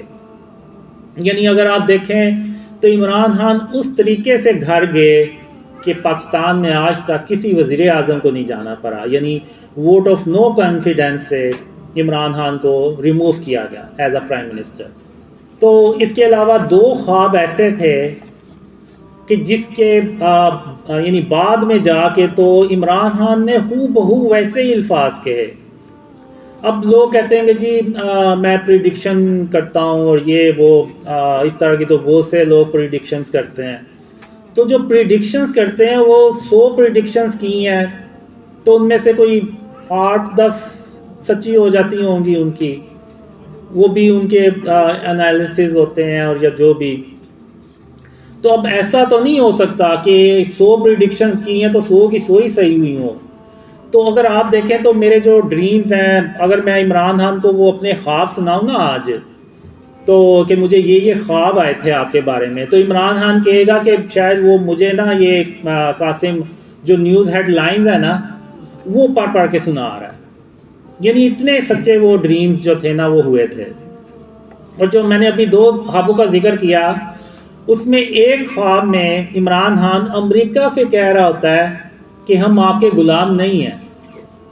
اور ایک خواب میں عمران خان کہتا ہے، یہ خواب مجھے آیا تھا مارچ 2020 کو، اس میں عمران خان غصے میں آ کے، اضطراب کی حالت میں آ کے کہتا ہے کہ اگر آپ لوگ سمجھتے ہیں کہ مجھ سے بہتر کوئی اور آ کے مجھ سے بہتر پرفارمنس دکھا سکتا ہے تو پھر ٹھیک ہے، آپ اس کو بلا لیں اور میں چلا جاتا ہوں. تو اگر آپ دیکھیں تو جب عمران خان کو ہٹایا گیا تو عمران خان نے یہ ورڈ بہت بار یوز کیا کہ ہم امریکہ کے غلام نہیں ہیں.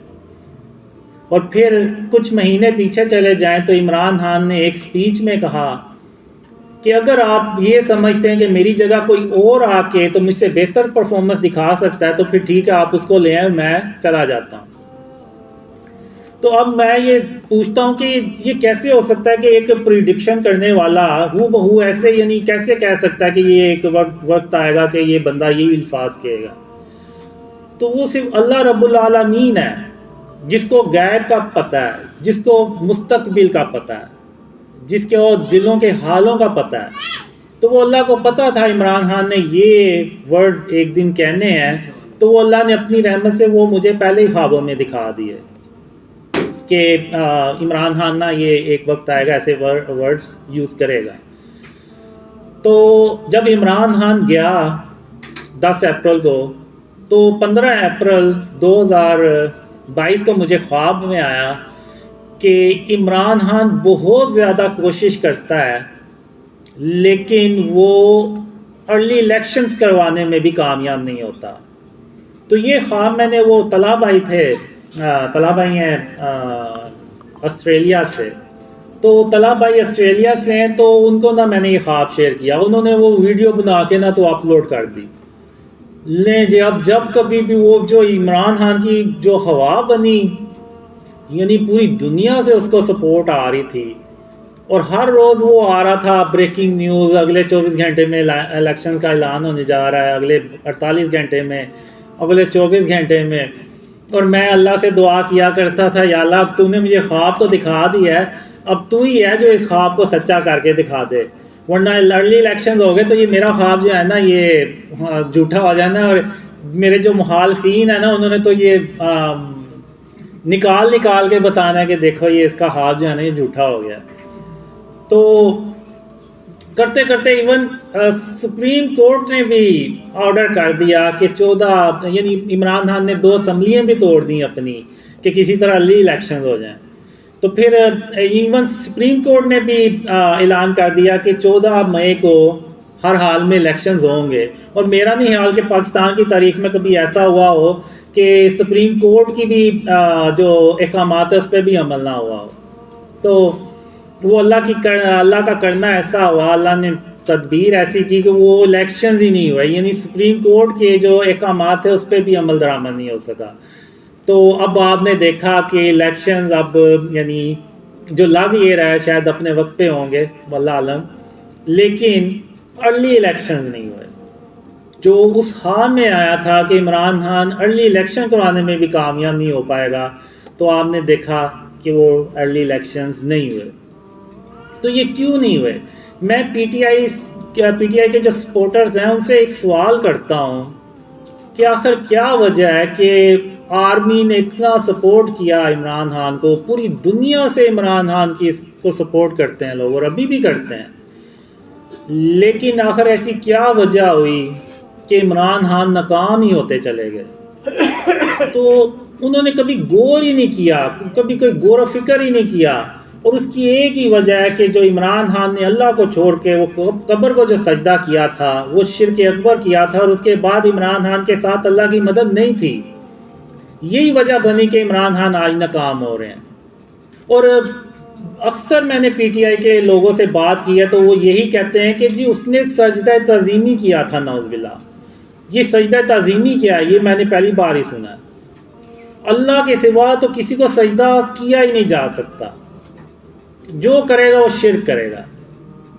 خاتم النبیین محمد صلی اللہ علیہ وآلہ وسلم اللہ کی بہترین، اللہ نے جتنی بھی تخلیق کی ہے، جتنی مخلوق پیدا کی ہے، اس میں سب سے بہترین اللہ نے خاتم النبیین محمد صلی اللہ علیہ وسلم کو بنایا. اور ہم جتنا مرضی خاتم النبیین محمد صلی اللہ علیہ وسلم سے محبت کرنے والے بن جائیں، ہم صحابہ کرام جیسے محبت نہیں کر سکتے۔ تو مجھے کوئی ایک مثال بتا دیں کہ صحابہ کرام میں سے کسی ایک نے بھی نعوذ باللہ محمد صلی اللہ علیہ وسلم کو سجدہ کیا، کسی نے نہیں کیا۔ ایون حضرت محمد صلی اللہ علیہ وسلم نے منع فرمایا کہ اللہ کے سوا کسی کو سجدہ نہیں کرنا۔ اب پی ٹی آئی والے جو ہیں وہ اس چیز کو غور ہی نہیں کرتے، بلکہ عمران خان کو ڈیفینڈ کرتے ہیں کہ جی اس نے تو شرک ہی نہیں کیا، اس نے، کوئی کہتا ہے کہ جی زمین کو چوم لیا ہے، کوئی کہتا ہے کہ تعظیمی سجدہ کر دیا ہے۔ تو ایسا تو ہمیں تو نہیں ملتا، نہ صحابہ کی سنت ہے نہ محمد صلی اللہ علیہ وسلم کی سنت ہے، تو یہ پھر کہاں سے انہوں نے نکال لیا؟ تو اب جتنا جلدی عمران خان اس چیز کو ریئلائز کرے گا، جتنے جلدی عمران خان کے سپورٹرز اس کو ریئلائز کریں گے، اتنا ہی ہم شرک اور اس کی اقسام پہ قابو کرنے میں کامیاب ہوں گے۔ یہ جو ہم مزاروں پہ چلے جاتے ہیں، منتیں مانگتے ہیں اللہ کو چھوڑ کے کسی اور سے، یعنی جو اس دنیا سے جا چکے ہیں، اب جو اس دنیا سے چلا گیا وہ کیا کر سکتا ہے؟ کچھ بھی نہیں۔ تو ہمیں اللہ رب العالمین سے مدد مانگنی چاہیے اور اللہ پہ توکل کرنا چاہیے، بالکل اسی طرح جیسے کہ حضرت عمر رضی تعالیٰ عنہ نے اللہ پہ توکل کیا اور وہ اس وقت کے جو قحط زیادہ جو علاقہ تھا، جو قحط پڑا ہوا تھا، اس سے وہ باہر نکل آئے۔ تو آج پاکستان کی بھی آپ حالت دیکھیں، حالات دیکھیں، آپ کو بالکل ویسے ہی ایسے ہی لگے گا جیسے پتہ نہیں پاکستان میں جو ہے نا وہ کوئی قحط پڑا ہوا ہے۔ اگر آپ، ظاہر سی بات ہے، اگر کھانے پینے کی پرائسز اتنی ہائی چلی گئی ہوئی ہیں، اتنی اوپر چلی گئی ہیں، تو وہ تبھی ہوتا ہے جب کسی ملک میں اللہ معاف کرے وہ کوئی قحط کی صورتحال پیدا ہو جائے۔ تو اگر آج ہم نے اس سے نکلنا ہے تو آج ہم نے اللہ سے توبہ کرنی ہے اور شرک اور اس کی اقسام سے توبہ کرنی ہے اور اللہ کو راضی کرنا ہے، تبھی اس ملک میں خوشحالی آئے گی، اور عمران خان تبھی کامیاب ہو سکیں گے جب وہ اللہ سے توبہ کریں گے۔ اب یہ جو یوسف علیہ السلام کی بات کرتے ہیں کہ ان کو بھی تو سجدہ کیا گیا تھا، پہلی بات تو یہ کہ وہ ہماری شریعت نہیں ہے۔ جب خاتم النبیین محمد صلی اللہ علیہ وسلم آگے تو پچھلی ساری شریعتیں جو ہیں نا وہ ختم ہو جاتی ہیں، تو ہم نے صرف محمد صلی اللہ علیہ وسلم کی شریعت کو فالو کرنا ہے، ہم نے کسی اور کی شریعت کو فالو نہیں کرنا۔ اور رہی بات یوسف علیہ السلام کی، تو وہ اللہ کے نبی ہیں، تو اور وہ اللہ نے سند اتاری ہے اس چیز کی قرآن میں۔ اور جو حضرت یعقوب علیہ السلام ہیں وہ بھی اللہ کے نبی ہیں، تو جب اللہ کے نبی کو کوئی خواب آتا ہے تو وہ اللہ کی طرف سے وحی ہوتا ہے، وہ اللہ کی طرف سے ایک حکم ہوتا ہے۔ تو جو یعقوب علیہ السلام یعنی ان کے جو والد صاحب ہیں یوسف علیہ السلام کے، ان کو اس خواب کا پتہ تھا، اور ان کو پتہ تھا کہ یہ اللہ کی طرف سے حکم ہے، اور اللہ نے اس کی سند بھی اتاری، بالکل ویسے ہی جیسے کہ آدم علیہ السلام کی سند اتاری، اور اللہ نے سب کو حکم دیا کہ آدم علیہ السلام کو سجدہ کیا جائے، لیکن ابلیس نے غرور اور تکبر میں آ کے سجدہ کیا۔ یعنی ابلیس نے غرور اور تکبر، یعنی جب وہ اللہ کی چادر کو اس نے اپنے اوپر اوڑھنے کی کوشش کی تو اللہ نے اس کو مردود قرار دے کے باہر نکال دیا۔ تو اللہ نے وہ سند اتاری، اللہ نے ان کو حکم دیا، تو وہ انہوں نے یوسف علیہ السلام کو سجدہ کیا، اور یہ اللہ نے ان حکم بھی جاری کیا اور سند بھی اتاری۔ تو اللہ نے اس چیز کی کوئی سند نہیں اتاری ہوئی کہ نعوذ باللہ قبروں کو جا کے آپ سجدے کرنا شروع ہو جائیں۔ تو اور ہم نے خاتم النبیین محمد صلی اللہ علیہ وسلم کی شریعت کو فالو کرنا ہے، ہم نے کسی اور شریعت کو فالو نہیں کرنا، کیونکہ پہلے کی امتوں میں شراب بھی حلال تھی، اور ایک شخص 2 سگی بہنوں سے شادی بھی کر سکتا تھا، اور خاتم النبیین محمد صلی اللہ علیہ وسلم کی شریعت میں یہ چیزیں حرام ہو گئی ہیں، یہ نہیں ہم کر سکتے۔ تو اب میں آخر میں بات کروں گا اپنے ڈریمز کے بارے میں، اپنی یعنی آپ کہہ لیں سٹوری کہہ لیں یا جو بھی، تو میں اس کی سٹوری اپنی کہانی بتاؤں گا کہ آخر میں یہاں تک کیسے پہنچا۔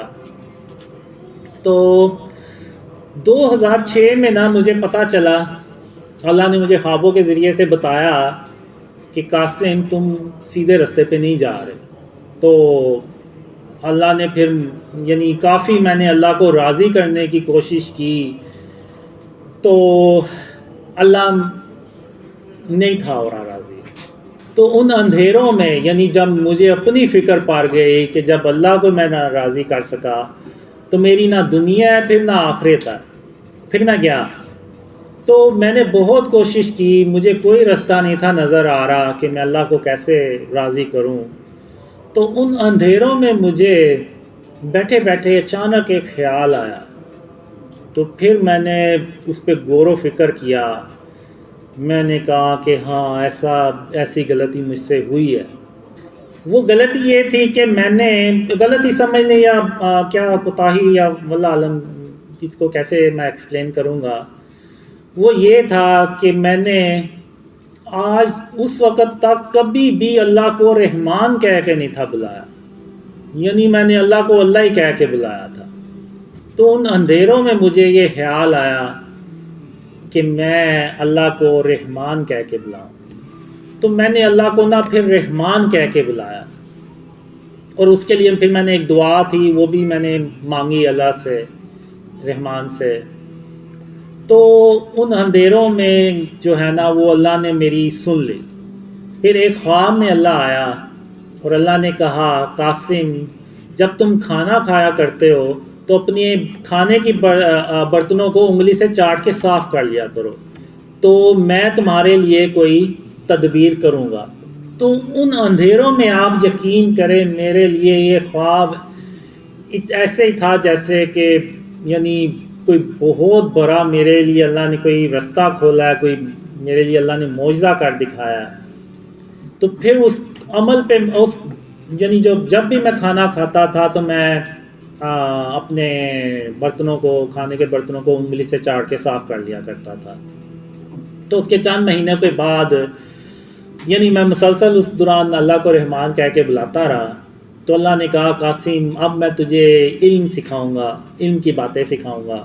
تو پھر اس کے بعد اللہ نے مجھے شرک اور اس کی اقسام کے بارے میں سکھانا شروع کیا، اور میرے اندر ایک جستجو تھی، ایک کیا کہتے ہیں طرف تھی کہ میں نے اللہ کو راضی کرنا ہے۔ تو جو اللہ اور محمد صلی اللہ علیہ وسلم پھر مجھے خوابوں میں کہتے رہے، بتاتے رہے، میں وہ کام کرتا رہا۔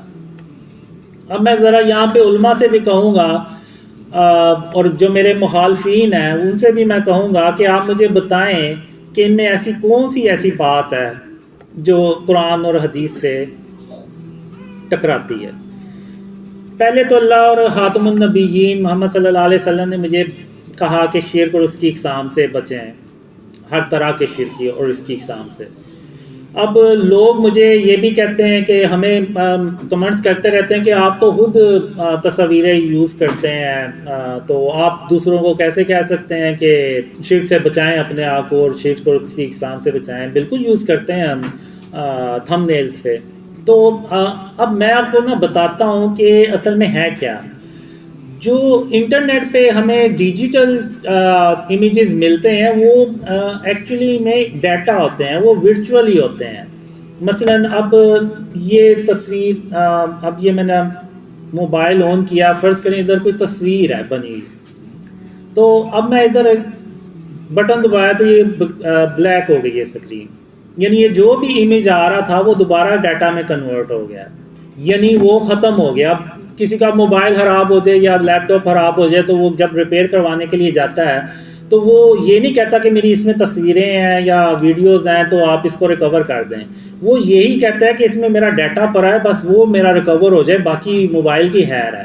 تو یعنی یہ جو ڈیجیٹل چیز ہے نا، یہ ڈیٹا ہے، یہ جیسے ہی آپ بند کرتے ہیں اپنا موبائل وغیرہ یہ ڈیٹا میں کنورٹ ہو جاتا ہے۔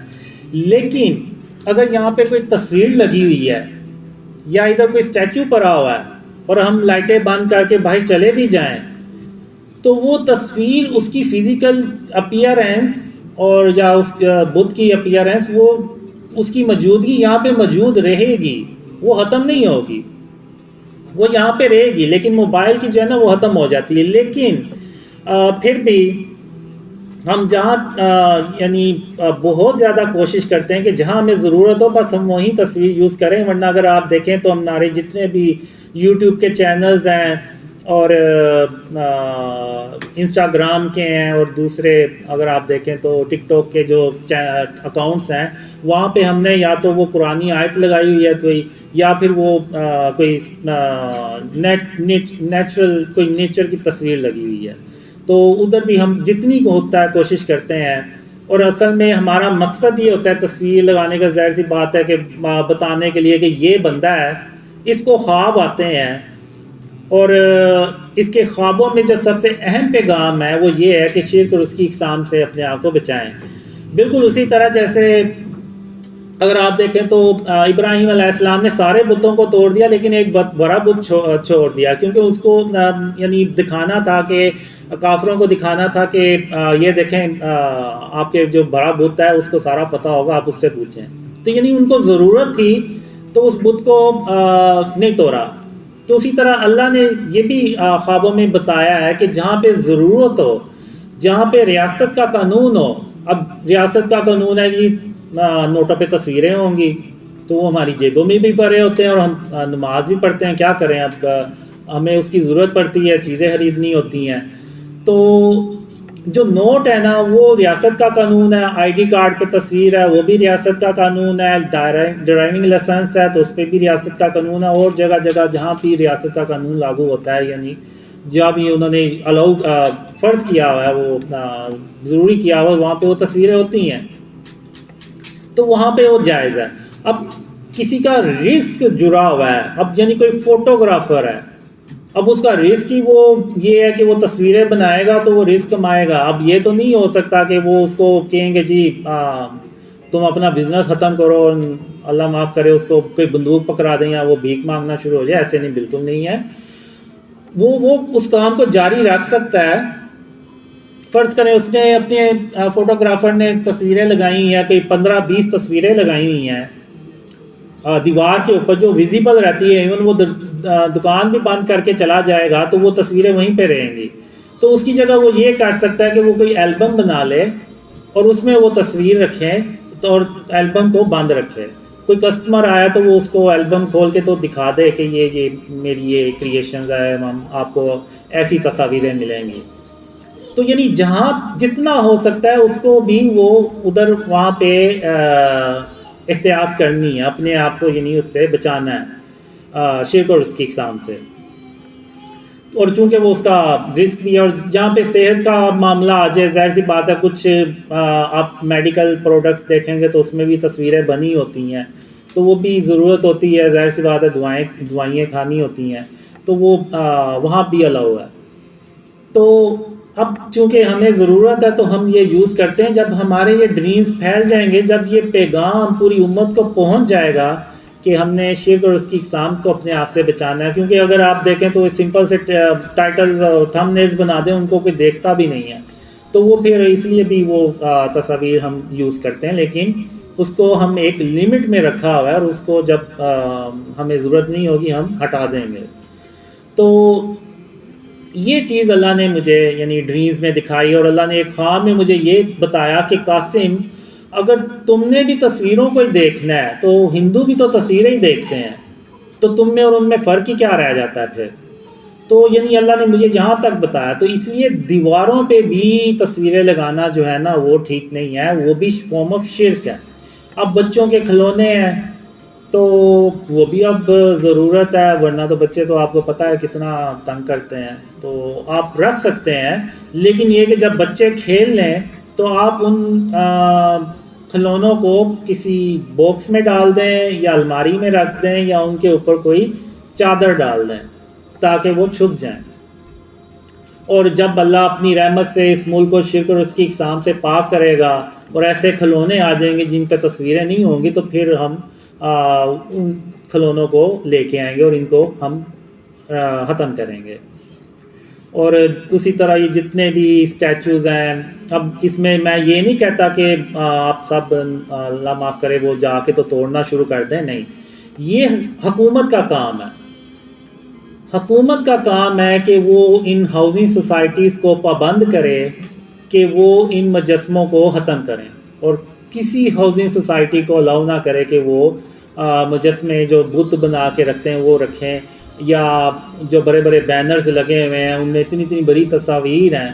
جیسا کہ اللہ نے مجھے کہا کہ اگر تم نے بھی تصویروں کو دیکھنا ہے اور ہندو بھی تصویروں کو دیکھتے ہیں تو تم میں اور ان میں فرق ہی کیا رہ گیا. تو ہم نے بھی اتنے اتنے بڑے جو بینرز لگائے ہیں جن میں تصویر ہوتی ہیں، تو اب ہم نے بھی انہی کو دیکھنا، تو پھر ہم میں اور ہندوؤں میں پھر فرق ہی کیا رہ جاتا ہے. یعنی اتنا مشکل ہے اس اسلامک ملک میں اپنے آپ کو شرک اور اس کی اقسام سے اپنے آپ کو بچا کے رکھنا کہ بعض کا تو میں خود سوچتا ہوں کہ پتہ نہیں ہم اسلامک ملک میں بھی ہیں یا نہیں ہیں. یہ ہر روز کوئی چیز لے کے اس پہ تصویر بنی ہوتی ہے.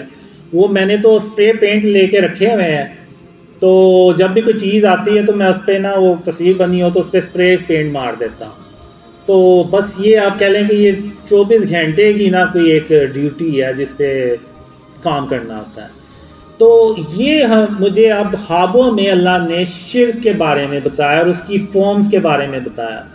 اب ہندو یہ جو انڈینس موویز ہوتی ہیں وہ اس میں ایک اپنا باطل خدا ضرور دکھاتے ہیں، بلکہ وہ تصویر ہی سٹارٹ ہی ان کا وہاں سے ہوتا ہے اکثر موویز میں. تو اب یہاں پہ میں یہ بتانا چاہ رہا ہوں کہ اللہ جو ہے نا وہ تمام جہانوں کا رب ہے. اب فلم بھی ایک جہان ہے، بے شک وہ فیک سٹوری ہے، اس کا بھی رب صرف اللہ رب العالمین ہو سکتا ہے اور کوئی نہیں ہو سکتا. تو وہ جب ہم فلم دیکھتے ہیں جس میں باطل خدا ہوتے ہیں، جیسے میں نے ابھی پہلے بھی مثال دی کہ وہ جب ہم دیکھیں گے اور ہم اپنے آگے رشتہ داروں کو دوستوں کو کہیں گے کہ یار بڑی اچھی سٹوری تھی، اس کے باطل خدا نے اس کی مدد کی اور جیت گیا، تو وہ ہم اس پہ یعنی یقین تو کر رہے ہیں. زبان سے کہہ دینا کہ جی ہم اللہ کے ساتھ کسی کو شریک تھوڑی ٹھہرا رہے ہیں، نہیں، ہم نے عملی طور پہ بھی اس پہ عمل کرنا ہے. یہ ہو ہی نہیں سکتا کہ ہم زبان سے کہہ دیں اور عمل ہمارا زیرو ہو، تو ایسا نہیں ہونا چاہیے. تو یہ اللہ نے مجھے خواب میں اور خاتم النبیین محمد صلی اللہ علیہ وسلم نے خوابوں میں بتایا کہ یہ شرک اور اس کی اقسام ہے. اگر آج آپ نظر دوڑا کے دیکھیں تو آپ کو یہ اپنے گھروں کے اندر یہ چیزیں نظر آئیں گی. شاید آپ نے کبھی غور ہی نہ کیا ہو، لیکن آپ کے گھروں میں یہ موجود ہوں گی. تو اب وہ خواب جس میں اللہ مجھے کہتا ہے کہ قاسم یہ دنیا اس سے پہلے اتنی شرک سے بھری ہوئی کبھی نہیں تھی جتنی یہ آج شرک سے بھری ہوئی ہے، تو آپ کو یہ خواب بالکل سچا نظر آئے گا کہ یہ واقعی بہت زیادہ جو ہے نا شرک اس دنیا میں پھیل چکا ہے، خاص طور پہ مسلم کنٹریز میں.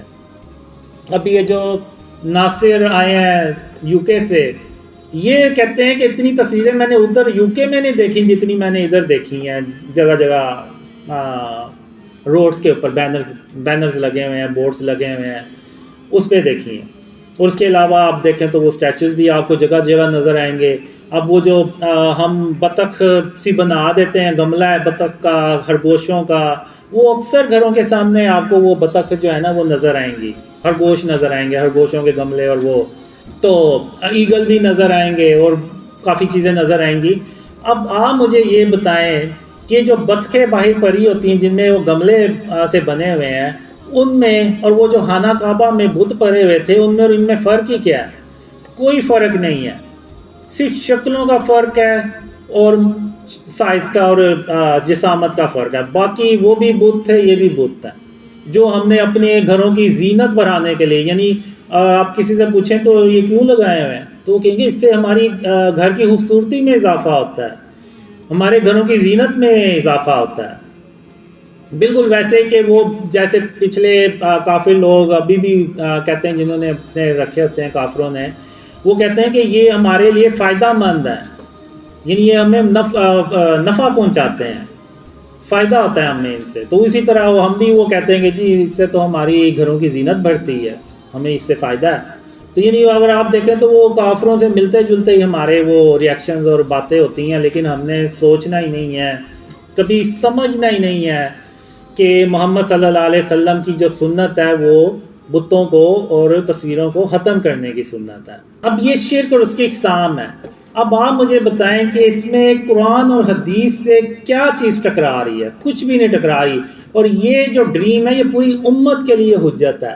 آج یہ جو تصویریں جتنے مرضی آپ علماء سے پوچھ لیں وہ اس بات پہ متفق ہوں گے کہ جو تصویریں جگہ جگہ لگی ہوئی ہیں، یہ جو مجسمے جگہ جگہ پڑے ہوئے ہیں، یہ نہیں ہونے چاہیے، اسلام میں یہ الاؤڈ نہیں ہے۔ تو آپ مجھے بتائیں اس میں کیا غلط بات ہے؟ اب اللہ نے مجھے ایک ڈریم میں بتایا کہ قاسم اپنے اندر سے غرور اور تکبر کو ختم کرو، تو اب آپ مجھے یہ بتائیں کہ اس میں کیا غلط بات ہے؟ یہ تو اللہ نے قرآن میں بھی ارشاد فرمایا ہوا ہے، محمد صلی اللہ علیہ وسلم نے بھی فرمایا ہوا ہے غرور اور تکبر کے بارے میں۔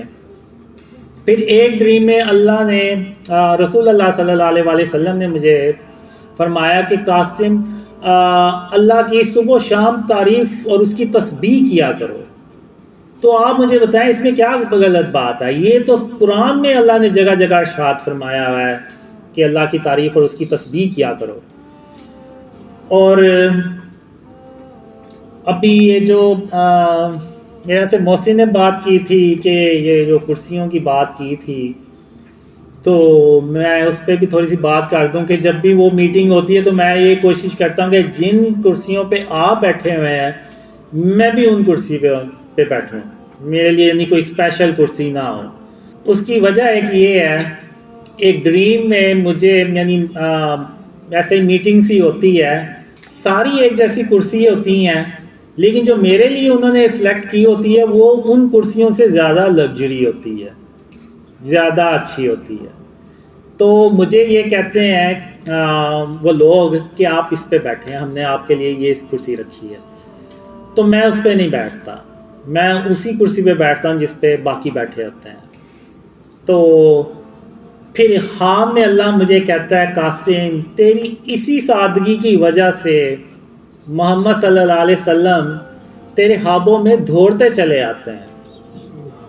تو اللہ نے مجھے یہ مثال دے کے تو بتایا، تو اب یہ سن کے مجھے اتنی خوشی ہوئی کہ محمد صلی اللہ علیہ وسلم یعنی خاتم النبیین، یعنی اللہ کے جو آخری رسول ہیں صلی اللہ علیہ وسلم، وہ اگر آپ لوگوں کو پتہ چلے کہ آپ لوگوں کے خوابوں میں وہ دوڑتے چلے آ رہے ہیں اور کس وجہ سے آ رہے ہیں، آپ کو یہ بھی اللہ بتا دے، تو آپ اس پہ کتنی سختی سے عمل کریں گے کہ یہ میں کچھ بھی ہو جائے یہ عمل میں نہیں چھوڑوں گا، کہیں ایسا نہ ہو کہ میں یہ عمل چھوڑ دوں اور میں بھی وہ لگژری کرسیوں پہ بیٹھنا شروع ہو جاؤں جس پہ آپ نہ بیٹھیں اور پتہ چلے جی خاتم النبیین محمد صلی اللہ علیہ وسلم اب میرے خوابوں میں نہیں آ رہے، تو اس سے بڑا اور میرے لیے کیا صدمہ ہو سکتا ہے۔ تو اس لیے میں کوشش یہی میں نے عرفان بھائی کو اسپیشلی اس ڈیوٹی پہ لگایا ہوا ہے کہ جو باقیوں کے لیے کرسی ہوگی وہی میرے لیے ہوگی۔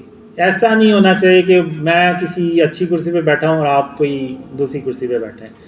تو یہ اس میں آپ مجھے بتائیں کہ اس میں کیا یعنی غلط بات ہے جو اسلام یا قرآن اور حدیث سے ایسی کوئی بات ٹکراتی ہے۔ پھر ایک خواب میں اللہ نے مجھے بتایا کہ اپنے سینے سے کینے اور بغض کو ختم کرو۔ تو اب مثال اللہ نے جو خواب میں مجھے دکھائی نا، وہ بڑی اللہ نے دکھائی کہ وہ جو ڈریم گرل تھی نا، اس کے بارے میں اللہ نے مجھے کہا کہ اس کے یعنی تمہیں اس کے لیے بھی اپنے سینے میں کینہ اور بغض ذرا برابر بھی نہیں رکھنا۔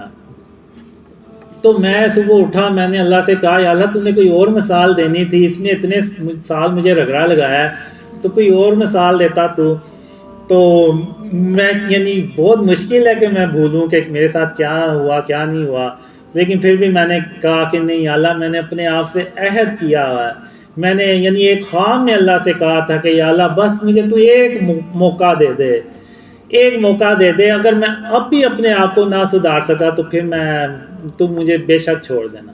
تو وہ چیز پھر میرے ذہن میں آتی تھی اور میں نے کہا کہ نہیں، اگر اللہ نے کہہ دیا کہ کینہ اور بغض نکالنا ہے اپنے سینے سے تو میں ہر حال میں انشاءاللہ اللہ کی مدد سے اپنے سینے سے کینے اور بغض کو نکالوں گا۔ تو اس میں کیا بری بات ہے؟ اب ایک خواب میں اللہ نے مجھے کہا کہ قاسم جب تم زمین پہ چلا کرو تو عاجزی سے چلا کرو اور یعنی سافٹلی چلا کرو کہ تم کوئی زمین کو پھاڑ تو نہیں دو گے۔ پھر اس کے بعد میں نے اپنی جو چلنے کا سٹائل ہے وہ بھی چینج کیا۔ اکثر لوگ ہوتے ہیں ایسے سینہ تان کے تو ایسے چلتے ہیں، تو اللہ کو وہ چال بالکل پسند نہیں ہے. تو آپ لوگوں نے اکثر دیکھا ہوگا کہ میں ایسے یعنی تھوڑا سر کو جھکا کے تو چلتا ہوں. تو یہ اللہ نے اس خواب میں مجھے سکھایا. تو اس کے بعد بچوں سے شفقت سے پیش آنا، ایک نہیں 2 خوابوں میں خاتم النبیین محمد صلی اللہ علیہ وسلم نے مجھے اسپیشلی بتایا کہ بچوں سے جو ہے نا وہ شفقت سے پیش آنا ہے اور نرمی سے پیش آنا ہے. اب اگر آپ دیکھیں تو روتے ہوئے بچے کو چپ کرانا جو ہے نا وہ اللہ کے نزدیک بہت بڑا عمل ہے. اب اگر ہم دیکھیں تو جب ہم عمرہ کرتے ہیں تو وہ صفا مروہ پہ ہم 7 چکر لگاتے ہیں. اب وہ 7 چکر ہم کیوں لگاتے ہیں؟ اب وہ 7 چکر ہم اس لیے لگاتے ہیں کہ جب اسماعیل علیہ السلام پیاسے تھے اور رو رہے تھے اور ان کی جو امی تھیں والدہ تھیں وہ ان کو یعنی 7 چکر لگا رہے ہیں، یعنی چکر پہ چکر لگاتی جا رہی ہیں کہ کسی طرح انہیں پانی ملے اور وہ جو روتا ہوا بچہ ہے اس کو ہم یعنی وہ چپ ہو جائے، یعنی پیاسا ہے تو وہ پانی اسماعیل علیہ السلام پانی پئیں گے تو وہ چپ ہو جائیں گے. تو اللہ کو وہ جو کوشش تھی ایک بچے کے لیے جو وہ رو رہا تھا، تو اللہ کو وہ عمل اتنا پسند آیا کہ قیامت تک کے مسلمانوں کے لیے اللہ نے وہ فرض کر دیا کہ جو عمرہ کرے گا وہ صفا مروہ پہ 7 چکر لگائے گا. تو جو یہ میری اپنی سوچ ہے کہ جو میں نے ڈریمز کے ذریعے سے سمجھی کہ جو بچوں کو چپ کرانا ہے نا وہ اللہ کو اتنا پسند آتا ہے عمل کہ وہ اللہ نے وہ مثال بنا دی ہمارے لیے. اور ایک ڈریم میں تو یعنی مجھے اللہ نے یہ دکھایا کہ کوئی روتا ہوا بچہ ہے، اس کو جب چپ کرایا جاتا ہے تو وہ ایسے ہی ہے جیسے ایک بڑا عالم اپنے وقت کا، اس کی کئی سال کی جو عبادت ہے اس کے برابر ہے وہ، یعنی اس سے بھی بھر کے وہ عمل ہے جب کسی روتے ہوئے بچے کو ہم چپ کراتے ہیں. اللہ نے یہ بھی کہا کہ کسی کی غیبت نہیں کرنی. اب غیبت میں ظاہر سی بات ہے کہ کوئی موجود نہیں ہے تو جب ہم اس کے خلاف بات کرتے ہیں تو وہ غیبت میں آتا ہے. لیکن ہم جو لوگ ہیں، ہم عوام ہیں، وہ ہم حکمرانوں کے بارے میں بھی باتیں کرتے ہیں. لیکن ایک ڈریم میں میں کہتا ہوں کہ جب ہم حکمرانوں کے بارے میں بات کرتے ہیں نا، ان کے خلاف بات کرتے ہیں تو وہ غیبت میں نہیں آتا، کیونکہ حکمرانوں کا فرض ہے کہ اپنی عوام کا خیال رکھیں. بالکل ویسے ہی جیسے حضرت عمر رضی تعالیٰ عنہ ایک رات کو جب گشت کر رہے تھے تو انہوں نے دیکھا کہ ایک عورت اپنے خلیفہ کے بارے میں بات کر رہی، یعنی اس نے کھانا رکھا ہوا ہے اور پانی اس کے اندر رکھا ہوا یا وہ خالی ہے اور وہ اپنے بچوں کو حوصلہ دے رہی ہے کہ کھانا پک رہا ہے تو آپ صبر کریں. لیکن وہ مقصد اس عورت کا یہ تھا کہ وہ بچے جو ہے نا روتے روتے بس سو جائیں کسی طرح. تو حضرت عمر رضی تعالیٰ عنہ نے وہ سن لیا، تو انہوں نے یہ نہیں کہا کہ تم میری غیبت کر رہے ہو یا تم خلیفہ کی غیبت کر رہی ہو. نہیں، اس وقت حضرت عمر رضی تعالیٰ عنہ کو اپنی پر گئی. پھر وہ اسی وقت بیت المال میں گئے، وہاں سے اناج کی بوری اٹھائی اور خود اٹھائی اور وہ اس عورت کے پاس لے کے گئے اور بچے کو کھانا دیا. پھر وہ بچے جو ہیں وہ سوئے ہیں. تو میرے خیال سے حکمرانوں کے بارے میں دوسروں کو شر سے بچانے کے لیے کر سکتے ہیں. تو یعنی غیبت جو ہے وہ اس میں پھر بھی ہمیں کوشش کرنی چاہیے. میں اس لیے کہہ رہا ہوں کہ میں خود حکمرانوں کے خلاف جو ہے نا بات کرتا ہوں کہ اس طرح سے نہیں کرنی چاہیے. خاص طور پہ شرک سے کسی حکمران نے آج تک کوشش ہی نہیں کی کہ اس ملک کو شرک اور اس کی اقسام سے پاک کیا جائے. تو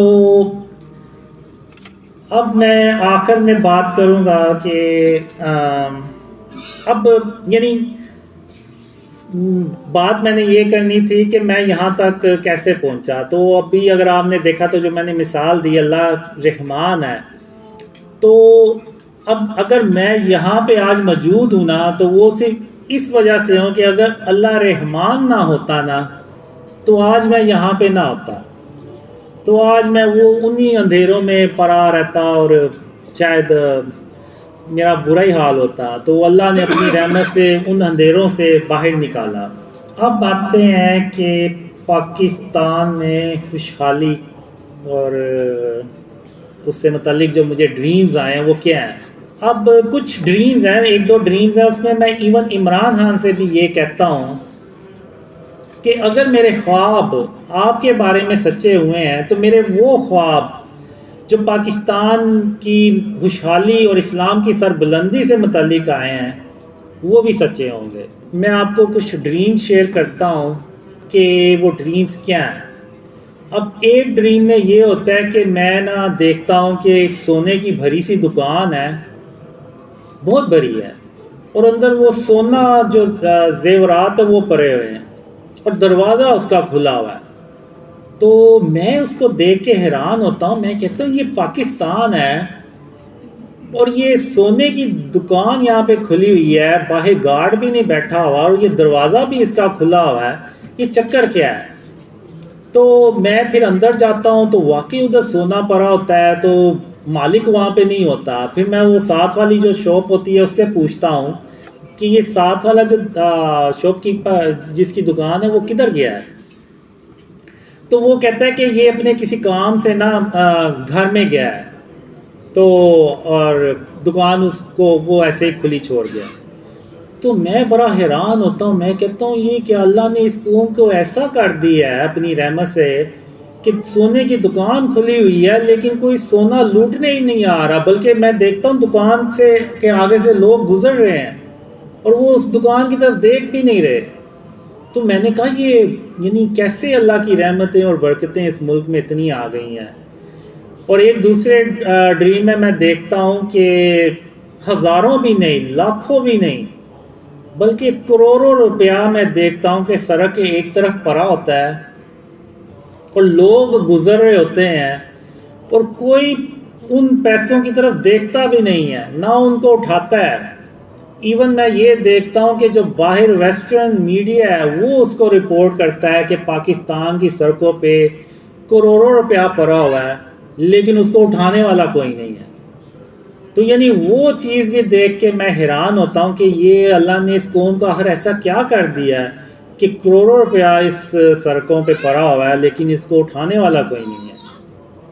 تو یہ سب اللہ کی رحمتیں اور برکتوں سے یہ ممکن ہوگا۔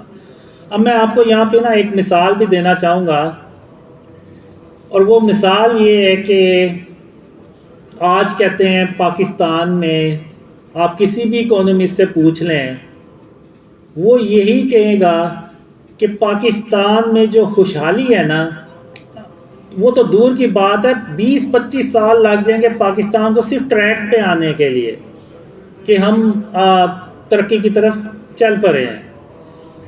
تو جتنے بھی آپ اکانومسٹ ہیں آپ ان سے پوچھ لیں، وہ سب کے سب یہی کہیں گے۔ اسی طرح آپ دنیا کے بہترین کمانڈرز لیں اور ان کو ٹائم ٹریول کروا کے تو پیچھے 1400 سال پیچھے لے جائیں کہ جس دن غزوہ بدر شروع ہونی تھی۔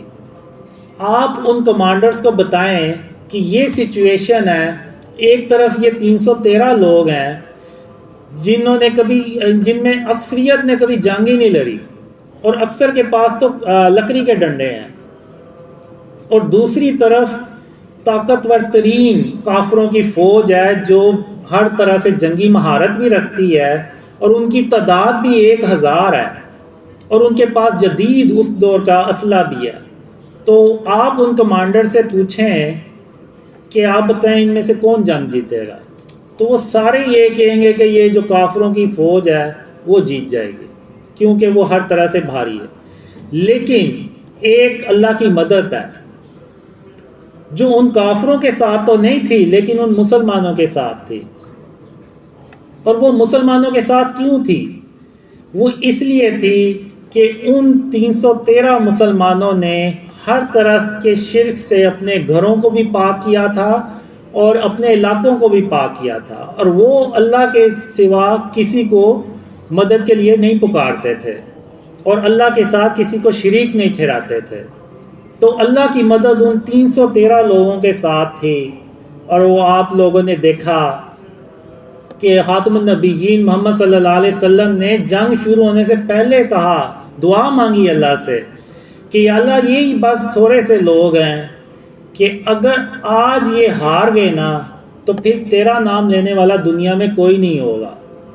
تو اس وقت کے لوگوں نے اللہ پہ توکل کیا، اللہ کے ساتھ کسی کو شریک نہیں ٹھہرایا۔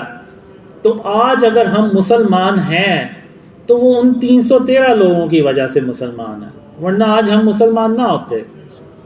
تو اللہ نے ان 313 لوگوں کو ان 1000 کی جو کافروں کی فوج تھی ان پہ فتح ان کو دی، اور وہ اللہ کی مدد سے جنگ جیت گئے۔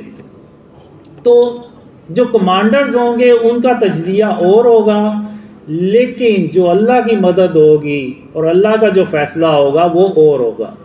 بالکل اسی طرح آج جتنے بھی اکونومسٹ ہیں آپ ان سے پوچھ لیں، وہ یہ کہیں گے 20-25 سال تو پاکستان ٹریک پہ بھی جاتا ہوا نظر نہیں آ رہا، لیکن ایک اللہ کی مدد ہے۔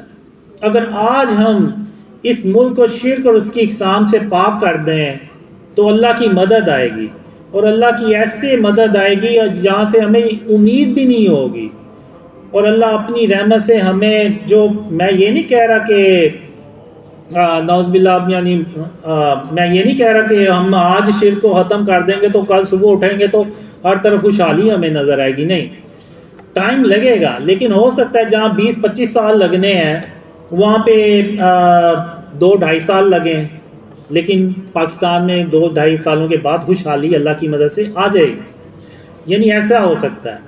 یعنی اس میں تھوڑی سی اسٹرگل تو ہوگی، لیکن ہم اللہ کی رحمت سے، جیسے کہ مجھے خوابوں میں بھی آیا کہ ہم ایسا گورننس کا سسٹم بناتے ہیں کہ جو یورپ کے لوگ ہوتے ہیں نا وہ کہتے ہیں کہ یہ تو بڑی پست قوم تھی، یہ تو کل ہمارے پاس آتے تھے، بھیک مانگنے آتے تھے ہم سے کہ ہمیں تھوڑا سا قرضہ دے دیں، ہم نے ملک چلانا ہے، اور آج انہوں نے ایسا گورننس سسٹم بنایا اور یہ پوری دنیا کو لیڈ کرنے کے لیے جا رہے ہیں۔ یعنی یہ میں نے خوابوں میں دیکھا ہے، اور اتنا یعنی آپ کہہ لیں کہ رسک دیکھا ہے کہ لوگ جو ہے نا وہ کوئی ملتا ہی نہیں ہے، کوئی غریب نہیں ملتا، کوئی بھوکا نہیں ملتا۔ یعنی اس وقت نیکی کیسے کر سکتے ہیں؟ یہ نہیں کر سکتے کہ آپ کسی بھوکے کو کھانا کھلا دیں یا کسی کو صدقہ خیرات دے دیں یا زکوٰۃ دے دیں، نہیں۔ اس وقت جو میں نے دیکھا ہے نیکی کرنے کے لیے بس یہ ہے کہ آپ نوافل پڑھ لیں، فرض پڑھیں، نماز پڑھیں، روزے رکھیں، بس اسی طریقے سے ہی آپ نیکیاں کما سکتے ہیں۔ وہ پھر بھول جائیں کہ آپ کو کوئی غریب ملے گا یا کوئی بھوکا ملے گا جس کو آپ کھانا کھلا کے تو نیکی کما سکتے ہیں۔ یعنی یہ میں نے خوابوں میں دیکھا ہے۔ اور پھر جو بجلی کے بارے میں بھی میں نے دیکھا اپنے ڈریمز میں کہ کچھ ڈریمز میں نے دیکھا کہ ہم بجلی کیسے بناتے ہیں، اور ایک ڈریم میں تو میں نے یہ دیکھا کہ اس وقت کے جو لیڈر ہوتے ہیں وہ عوام سے کہہ رہے ہوتے ہیں کہ بجلی جو ہے نا وہ فری ہے، آپ جتنی مرضی استعمال کریں۔ وہ ان پاکستانیوں کو یقین ہی نہیں آ رہا ہوتا کہ بجلی جو ہے نا وہ پاکستان میں فری ہو گئی ہے۔